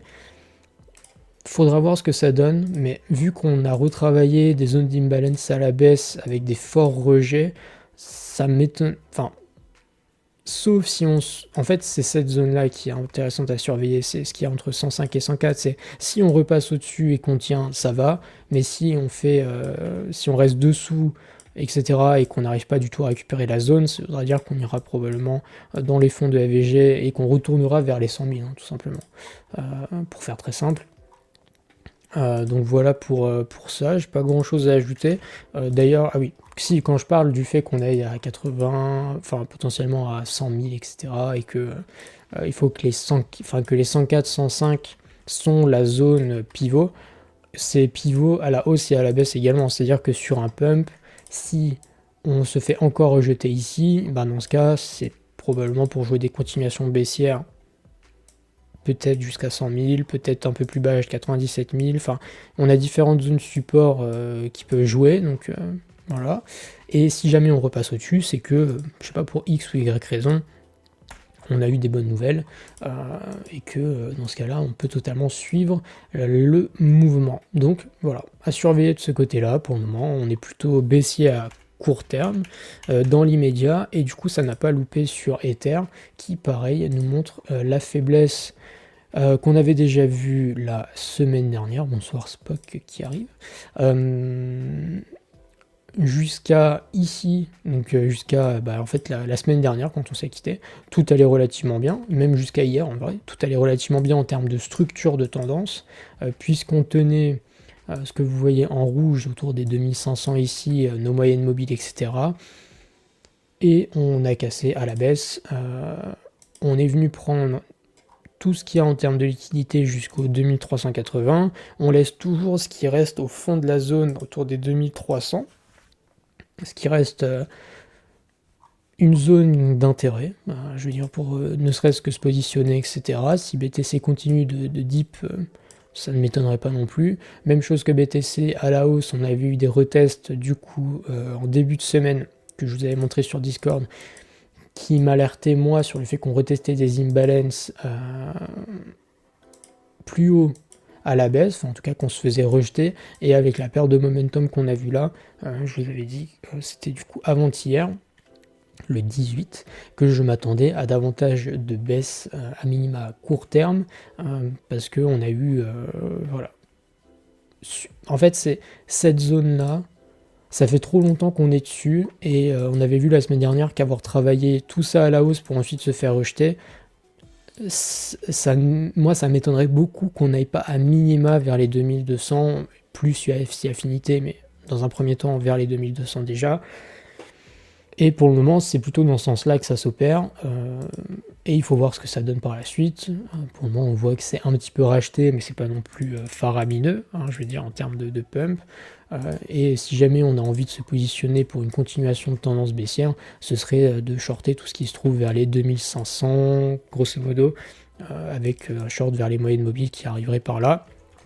Donc voilà pour ça. Écoutez, sur Ether, relativement baissier à court terme, mais à moyen terme, encore une fois, le but c'est d'aller peut-être chercher tout ce qui serait autour des 2000$, imprimer des higher lows à partir d'ici, et pourquoi pas jouer pour une seconde partie de l'année quelque chose de plus positif. Sur Sol, on avait vu la semaine dernière qu'il n'y avait rien à en tirer. J'ai dit précisément que sur Sol, ne rien faire c'était bien, et que shorter c'était un peu tard. Et effectivement, on était ici la semaine dernière. Je vous avais dit que c'était une très mauvaise zone pour shorter. Et on a eu un petit pump qui est revenu toucher la moyenne mobile ici. On se fait de nouveau rejeté par les imbalances dans tous les sens, etc. Donc le sol reste structurellement baissier. On arrive vers les zones dans lesquelles on va pouvoir commencer à défendre peut-être un higher low à partir de là, tout ce qui serait entre les 130 et les 120. Je voyais quelqu'un en tout début d'émission qui disait que vendre maintenant c'était quand même une mauvaise idée. Chose avec laquelle je ne suis pas fondamentalement en désaccord. Tout simplement, encore une fois, tout dépend de l'horizon de temps et de votre avis que vous avez pour le marché par la suite. C'est-à-dire que, si là vous vous dites, Sol va à 80$ pour X, Y raison et que vous n'avez pas envie d'être exposé, etc., vous avez le droit de vendre maintenant. Ok. Sauf que, petit à petit, on va commencer à arriver dans des zones qui vont être intéressantes à l'achat. En tout cas, qui vont être des zones dans lesquelles on va pouvoir essayer de défendre des structures, peut-être haussières par la suite. Ça dépendra de ce qu'on fait dans les zones. Si on traverse les zones, on est baissier, et voilà, pas grand-chose à en tirer. Les moments où il fallait vendre, c'était les moments où on avait déjà des cassures de structure, donc dans les 160$, où on avait vu qu'il y avait des structures baissières particulières. Là, vous êtes un peu dans le ventre mou, c'est-à-dire que vous êtes un peu bas pour espérer pouvoir racheter plus bas, et est-ce que c'est vraiment intéressant? C'est à vous de décider ce que vous pensez du marché. Par contre, si vous avez vendu un peu plus tôt, là oui, tout de suite, quand vous évitez 25% de perte par exemple, enfin de perte latente, c'est déjà un peu plus intéressant. Donc pour le moment sur Sol, c'est vraiment stand-by, encore une fois, c'est ici, shorter maintenant, c'est bête. Shorter sur un rebond parce que vous voulez jouer une continuation baissière, par contre, ça c'est totalement plausible. Hyperliquid, le Saint token qui a arrêté d'être sain d'ailleurs, qui a pris une grosse gifle dans son momentum. On vous a parlé dans la partie des news justement de toutes ces entreprises qui faisaient des réserves stratégiques, etc. et qui ont timé magnifiquement bien. C'est top là, autour des 44, 42, etc. Et même chose le 18, la semaine dernière. Alors déjà la semaine dernière, je vous disais que si on perdait les 38,5, donc c'était quand on était par ici. C'était le 13, donc le 13 on était par là. C'était si on perdait les 38,5, il y avait un peu de soucis à se faire. Et étant donné que les moyennes mobiles ont un peu augmenté, quand on a perdu ici, en fait ici pour moi c'était assez clair que on avait de quoi douter dans un momentum de marché qui était assez ambivalent. Dans le sens où on a perdu nos moyennes mobiles en 1 heure, enfin, nos moyennes mobiles 200 1 heure, et sur lesquelles on a trouvé du rejet, et ce que je vous ai dit 18, c'est que je m'attendais à beaucoup, enfin à de la baisse, et personnellement moi j'ai sorti mes hypes dans ces prix-là, dans les 39, dans les 40, etc. Et le prix du hype a un petit peu dégringolé par la suite, puisqu'il a perdu 14%, et encore une fois, est-ce qu'il faut vendre maintenant? Et ben, je ne serais pas aussi certain que ça, c'est qu'on arrive dans des zones d'achat qui peuvent être intéressantes. Alors déjà les 34 en tant que telles, enfin plutôt les 35 ici en tant que telles, c'est déjà une première zone peut-être sympa quand on suit les tendances long terme, notamment les moyennes mobiles. Maintenant, les zones optimales d'achat, c'est toujours les mêmes. Celle qui me donne le plus envie, c'est autour des 30$. Et là, on aura sûrement une zone sympa sur laquelle se positionner si le marché ne traverse pas la zone comme dans du beurre et que le marché fait pas ça, avec je sais pas un BTC qui irait beaucoup plus bas, des alts qui iraient beaucoup plus bas, etc. etc. Et ensuite sur les alts autres de manière générale, c'est encore une fois un foutoir pas possible. On a des trucs beaux, des trucs pas beaux, mais la semaine dernière quand on parlait notamment des tokens type AAV, SireUp, etc. qui montraient de la performance dans un marché qui commençait déjà un petit peu dérouillé, on vous alertait sur le fait de prendre des quelques TP à ces moments-là. Ça n'a pas loupé. Enfin, disons que c'est un peu les mêmes structures que le hype, hein, c'est-à-dire que ici, tout va bien, tout va bien, tout va bien. Et ici, on perd nos structures à minima à court terme et ça doit nous alerter au niveau des 48 centimes sur SireUp. Prendre des profits maintenant me semble toujours une bonne idée, même si effectivement c'est un peu tard par rapport au top, mais on ne vend jamais un top parfait. Tout dépend de la conviction que vous avez dans le token, dans sa structure, etc. J'avoue qu'en voyant ça, moi personnellement, je pense qu'on peut réavoir une période un petit peu de doute comme ça, là, où on ne sait pas trop dans quelle direction aller, et que c'est bien aussi de se désexposer, prendre des profits, si jamais c'est le cas, et si c'est pas encore fait. Et ensuite, on a une myriade de trucs qui vont dans tous les sens. Des tokens très forts type SPX, Fartcoin qui montrent des faiblesses absolument tonitruantes, ce qui montre que le marché en tant que tel a vraiment perdu de momentum.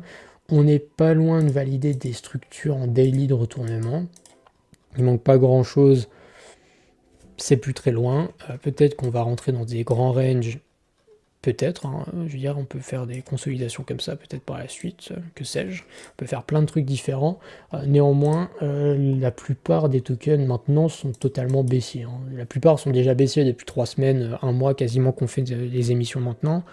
En termes de structure, je parle. Et du coup, maintenant, ça paraît à la fois trop tard pour vendre et à la fois, on peut totalement dévisser davantage. Et du coup, je suis dans l'entre-deux à vous dire. Bah, c'est un peu à vous de décider maintenant que le mal est déjà fait, qu'est-ce qu'on fait et ça me paraît déjà tard pour agir, ne serait-ce que par exemple, on a des Etherfi, on a pris liquidité, mais on n'a aucune structure qui se met en place, etc. Il y a de très grandes chances, et le problème c'est que du coup les reload zones maintenant, elles sont vachement proches par rapport à là où on a perdu nos structures, etc. C'est compliqué, très honnêtement, de vous dire Enfin, le marché, encore une fois, on en parlait en tout début d'émission, mais les tokens ont tous une tête différente, des structures différentes, etc. Il n'y a absolument rien qui a la même tête. On peut difficilement faire une analyse pour chaque token, etc., la répertorier sur d'autres. On parlait de Aero, justement, au début d'émission, enfin pendant les news. Je dirais que j'allais passer dessus. En soi, Aero bénéficie un petit peu de hype grâce à Coinbase. En soi, sa structure en daily, elle est très propre. Hein. Je veux dire, il n'y a pas de... On fait des higher high, des higher low. Ça fait partie des tokens qui ne connaissent pas la crise pour le moment. Est-ce que... D'ailleurs, un truc qui serait intéressant, ce serait un retest de la moyenne mobile ici en daily autour des 78-70 centimes, sur laquelle si on arrive à trouver du support, ce serait peut-être une zone intéressante d'achat pour jouer des continuations haussières si on a des structures intéressantes sur le reste du marché. Encore une fois, on ne prend pas la charte d'un alt seul, c'est important de regarder le reste du marché aussi. Je vois qu'on me parle de Ponk, grosso modo il n'y a rien. Depuis qu'on est passé baissier, grosso modo ici, on a reperdu 30% à peu près, grosso modo. On est dans des reload zones potentiellement haussières. Mais on n'a aucune structure dedans, et c'est ce que je disais déjà la semaine dernière, c'est que ok, on va commencer à toucher des zones intéressantes, on est même plus bas que les zones de la semaine dernière, mais on est toujours dans des zones intéressantes, mais sauf qu'on n'a pas les structures qui vont dessus, et que des zones sans structure, c'est pas intéressant. Donc ouais, c'est des zones qui peuvent être intéressantes à l'achat, mais c'est des zones qu'on peut totalement traverser à la baisse aussi, et dans lesquelles on peut ne trouver aucune structure, et dans ce cas-là, il faudra juste patienter davantage. Donc voilà, pas besoin de se précipiter comme d'habitude. Qu'est-ce qu'on peut avoir d'autre dans les tokens sur lesquels il y a des analyses intéressantes?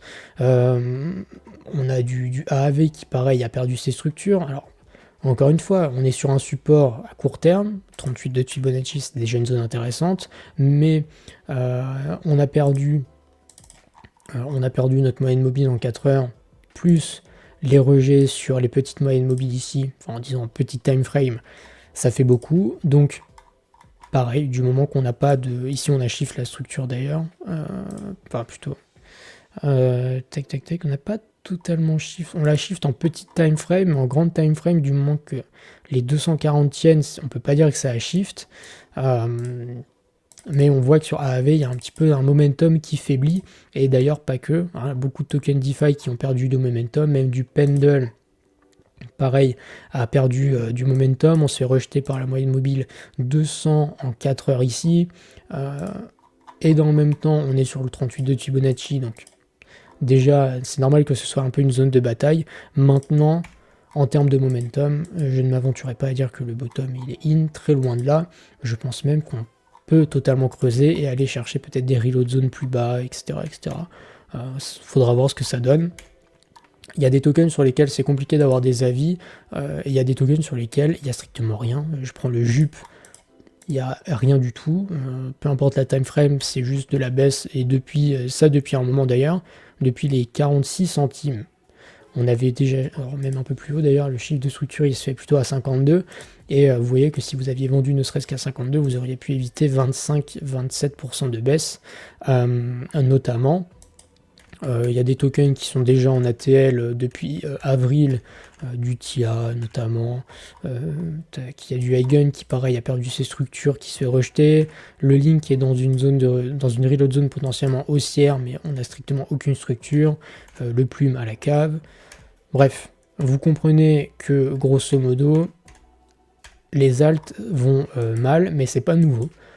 Ça fait déjà 3 semaines maintenant que les alts vont mal, et je vois quelqu'un qui dit Picsou a encore bien senti le vent tourner. Disons que le momentum sur les alts, il est déjà, enfin, ce momentum faible, il est déjà présent depuis 3 semaines maintenant. Et If I speak, oui. If I speak, j'en ai ras le... J'adore Picsou, mais j'en ai ras le cul des gens qui suivent ça à longueur de journée. Je l'adore, hein, je vous jure, mais c'est bon. Mais en fait, Picsou, il fait quoi? Picsou regarde son bag. Picsou regarde le bag de quoi? Il regarde le bag de Hype et le bag de BTC. C'est les trucs qu'il a en portefeuille. Et il a raison. Bah, jusqu'à récemment, il n'avait pas de raison de tweeter. Je veux dire, le momentum, il est... Bon, ici, on commençait à avoir des doutes. Et bon, bah d'accord, mais quand il a vu sur cette charte qu'à 40, on commençait à perdre et tout ça, il était en mode, bon, bah les gars, juste... voilà, il y a un moment, il faut sortir. Et c'est pour ça que Picsou, il va tweeter un peu tard par rapport à des gens qui regardent les alts, c'est que lui, il regarde les actifs forts, et que les actifs forts mettent un peu plus de temps à perdre leur momentum, et c'est normal. Donc voilà, et sur les alts, ça fait déjà un moment qu'on alerte, hein. Je veux dire, sur Discord ou dans les lives, bah, ça fait déjà plusieurs semaines que je vous dis, bon bah les gars, il n'y a rien, juste j'ai fait un post sur Discord et je dis les gars, les alts, il n'y a plus rien, j'ai plus rien, ça ne sert à rien. Enfin en tout cas plus rien à la hausse, il n'y a aucun intérêt à rester sur les alts maintenant. Voilà, et c'est pour ça que Euh, comment? C'est le même discours que j'ai tenu que la semaine dernière, c'est on est dans des zones qui peuvent être intéressantes sur certains alts. Maintenant, les alts, c'est les alts et elles vont être dépendantes du reste du marché. Et quand je regarde les grosses caps type BTC, ETH, etc., je me dis qu'on a toujours de la marge à la baisse, ne serait-ce qu'un tout petit peu. Hein. On peut aller à 100 000 sur BTC, 2000 sur Ether. Il n'y a rien de dramatique à ça. Même 97 500 sur BTC, il n'y a absolument rien de dramatique pour la suite de l'année. C'est juste que plus on va bas, disons maintenant, plus ça veut dire qu'il faudra du temps pour imprimer des structures de retournement dans différents timeframes. Si on va à 97 500, ça veut dire qu'on va passer un été qui, grosso modo, sera de la consolidation, un truc un peu bizarre, peut-être 97 000, 105 000, etc. Enfin, plus on perd le momentum profondément, plus les structures après vont devoir mettre du temps à se remettre en place et recréer un momentum fort, comme ce qu'on a vécu en 2024 l'année dernière, en décembre, enfin entre décembre et avril de cette année, etc. etc. Voilà. Est-ce que je peux te montrer un petit truc? Parce que je trouve que je suis le seul à utiliser trop ces indices, mais tu regardes pas trop le Total 3. Et en vrai, Oui, je vais pas parler du Total 3. tu vois comme il suit le. Alors, je sais jamais laquelle c'est. Hein. C'est la verte pour moi. C'est Dans la ma tête, c'est la 50. verte. Voilà, c'est à 50. C'est assez intéressant parce que ça te donne un niveau. Parce que, en fait, moi, ce que j'aimerais savoir, c'est quels sont les niveaux où le marché des alts pourrait s'arrêter. Et ça avait assez bien marché pendant la crise, la dernière crise qu'on a eue, qui était il n'y a pas si longtemps en plus. Mais en tout cas, là, ça sera un niveau. En tout cas, il n'est jamais passé dessous encore. Depuis novembre 2023, il n'est jamais passé dessous. Après, si on se tape ça, putain, mon gars. Bah, grosso Avec- modo, les niveaux qu'on n'a pas envie de perdre, pour faire simple avec des EMA standards, c'est tout ce qui serait moyenne mobile. Attends, je te mets l'écran. Ouais, mais le. Alors attendez, je vais essayer de prendre. Est-ce que je peux pas juste avoir un Others sans tous ces dessins là, s'il vous plaît? Bon, tant pis, on va faire avec. Grosso modo, ce serait genre un Others qui perd sa moyenne mobile 50 en weekly par exemple. Donc ce serait de passer sous les 200 milliards, ce qui est plus très loin. Hein. En vrai, voilà, hein, mais passer dessous et revenir dessous, ce serait probablement dramatique. Et de la même manière que c'est le cas sur BTC, d'ailleurs. 50 weekly, alors sur BTC, je crois que c'est. Tac, tac, tac. C'est pas la 50 weekly. Merde, c'est laquelle? Je sais plus.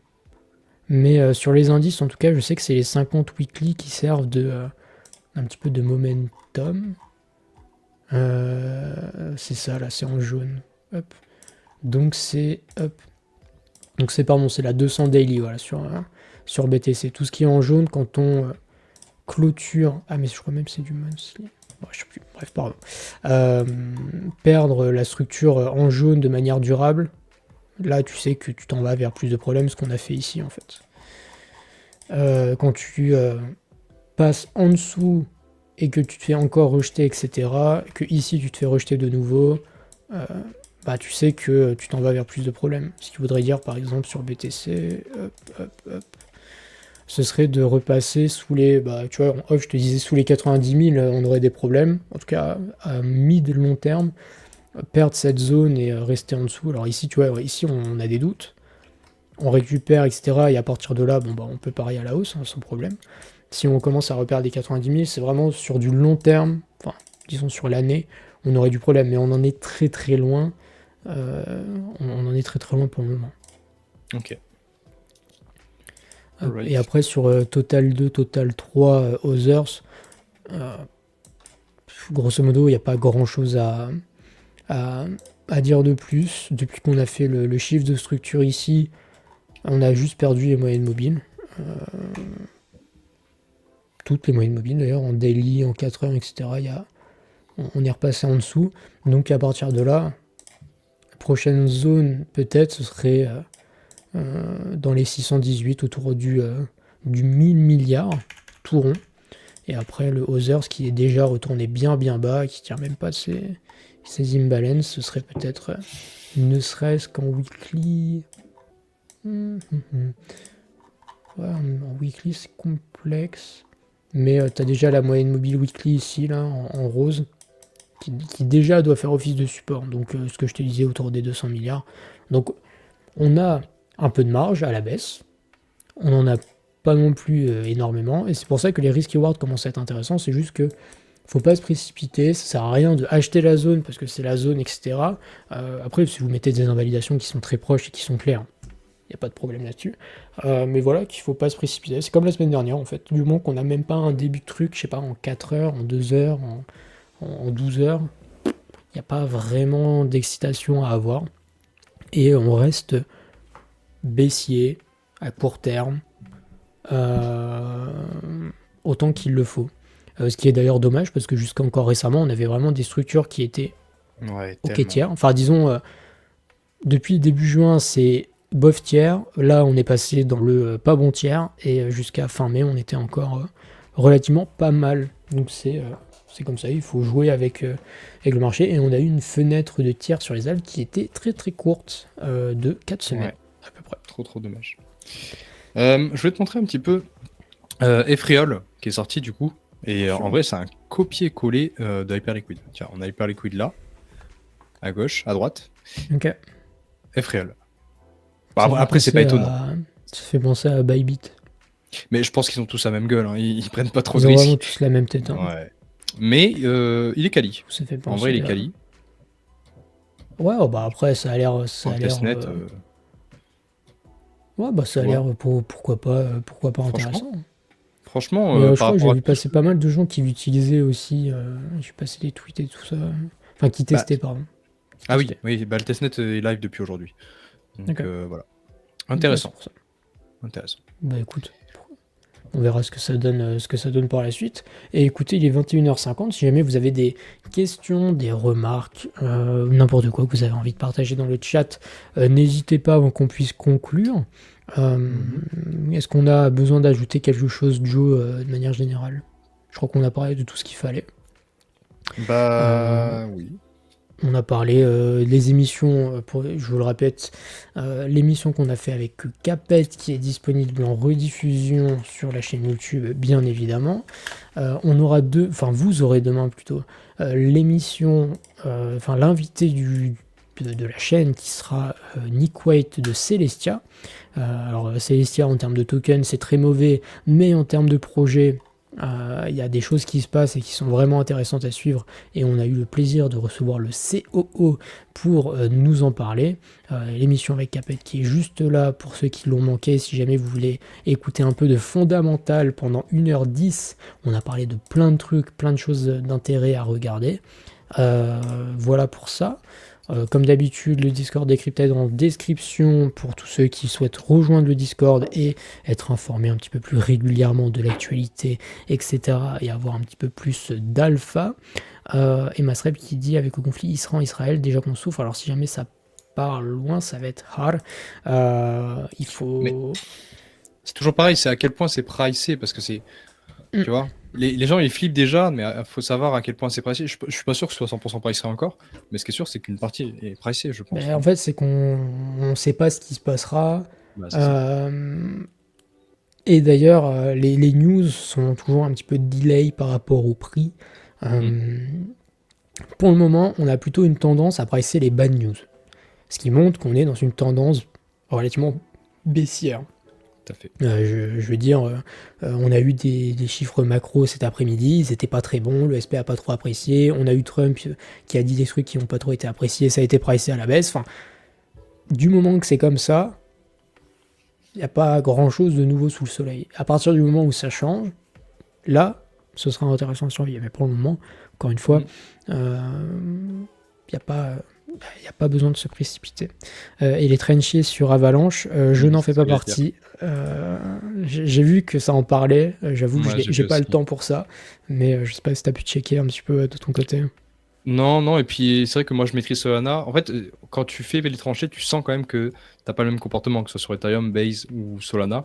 Et j'ai pas envie de me diriger vers ce L1 où j'ai pas l'habitude, parce que là sur Solana, tu vas digit beaucoup plus rapidement que sur Ethereum, et sur Base aussi, que sur Ethereum, et, tu vois. Mm. Avalanche, je sais pas, je connais pas, et je préfère pas m'y risquer alors que ça va durer 2 semaines comme d'habitude, quoi. Ça semble tout à fait logique. Les gens s'imaginent déjà la Troisième Guerre mondiale, c'est incroyable le FUD, faut prendre du recul. Et exactement, encore une fois, il y a les différents horizons de temps, on parle du court terme, du mi-terme, du long terme. Je pense que sur le long terme, pour le moment, on est très très loin de partir en bear market. Enfin, on est très très loin de s'imaginer des scénarios type double top, que ce soit du côté des instituts ou techniques, etc. Il y a énormément d'étapes avant d'arriver à ce niveau de... comment à ce niveau de scénario. Alors oui, c'est marrant de faire des grandes charts en mode double top, nanana, 2021 like, etc., etc. Fondamentalement, ça vaut rien. Enfin, c'est comme si je vous disais demain ça va à 150 000. C'est moi qui écris un truc et qui spécule sur la comète, tu vois. Ça n'a aucun...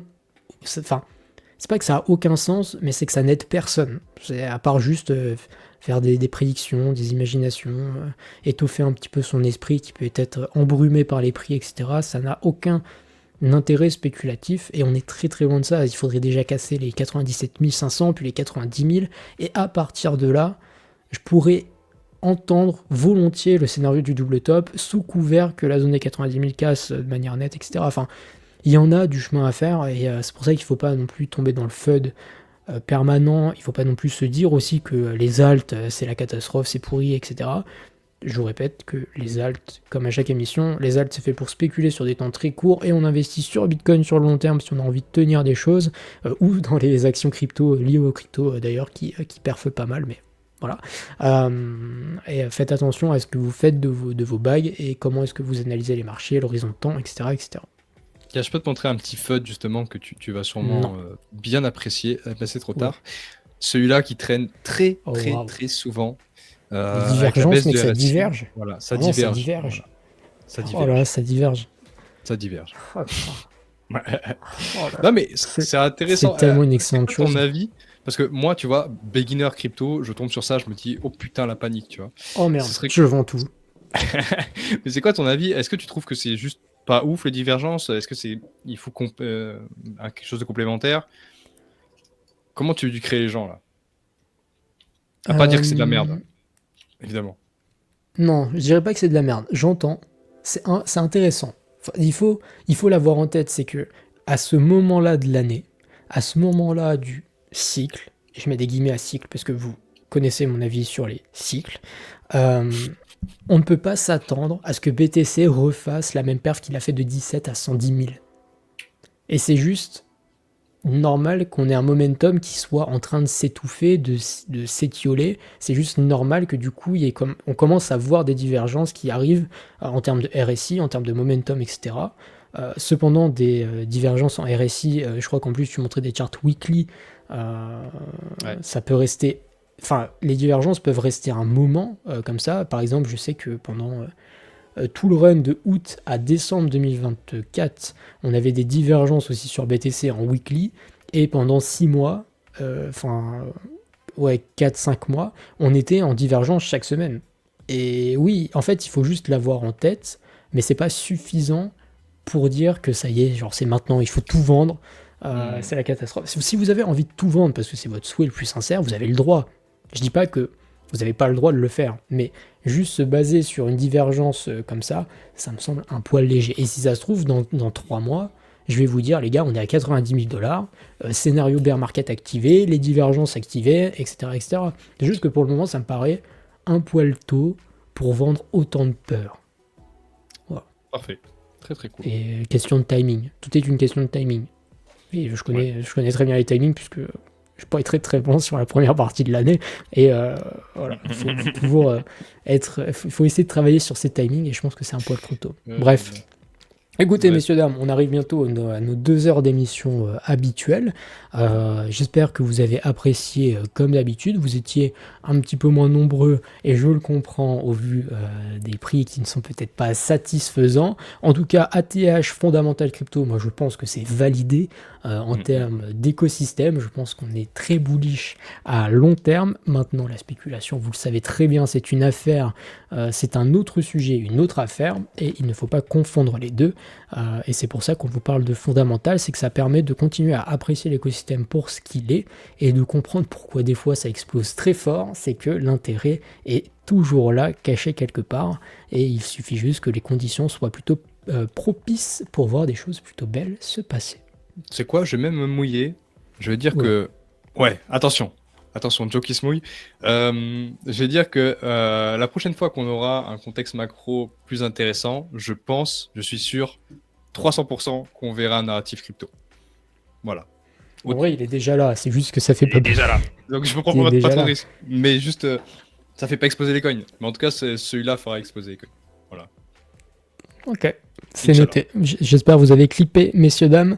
Et Vous si jamais pouvez c'est pas le cas, vous pourrez QRT sur X en insultant appeler Joe. l'AMF, il Bien. n'y a pas de souci. Appelez l'AMF, faites bannir Decrypted, tout ce que vous voulez.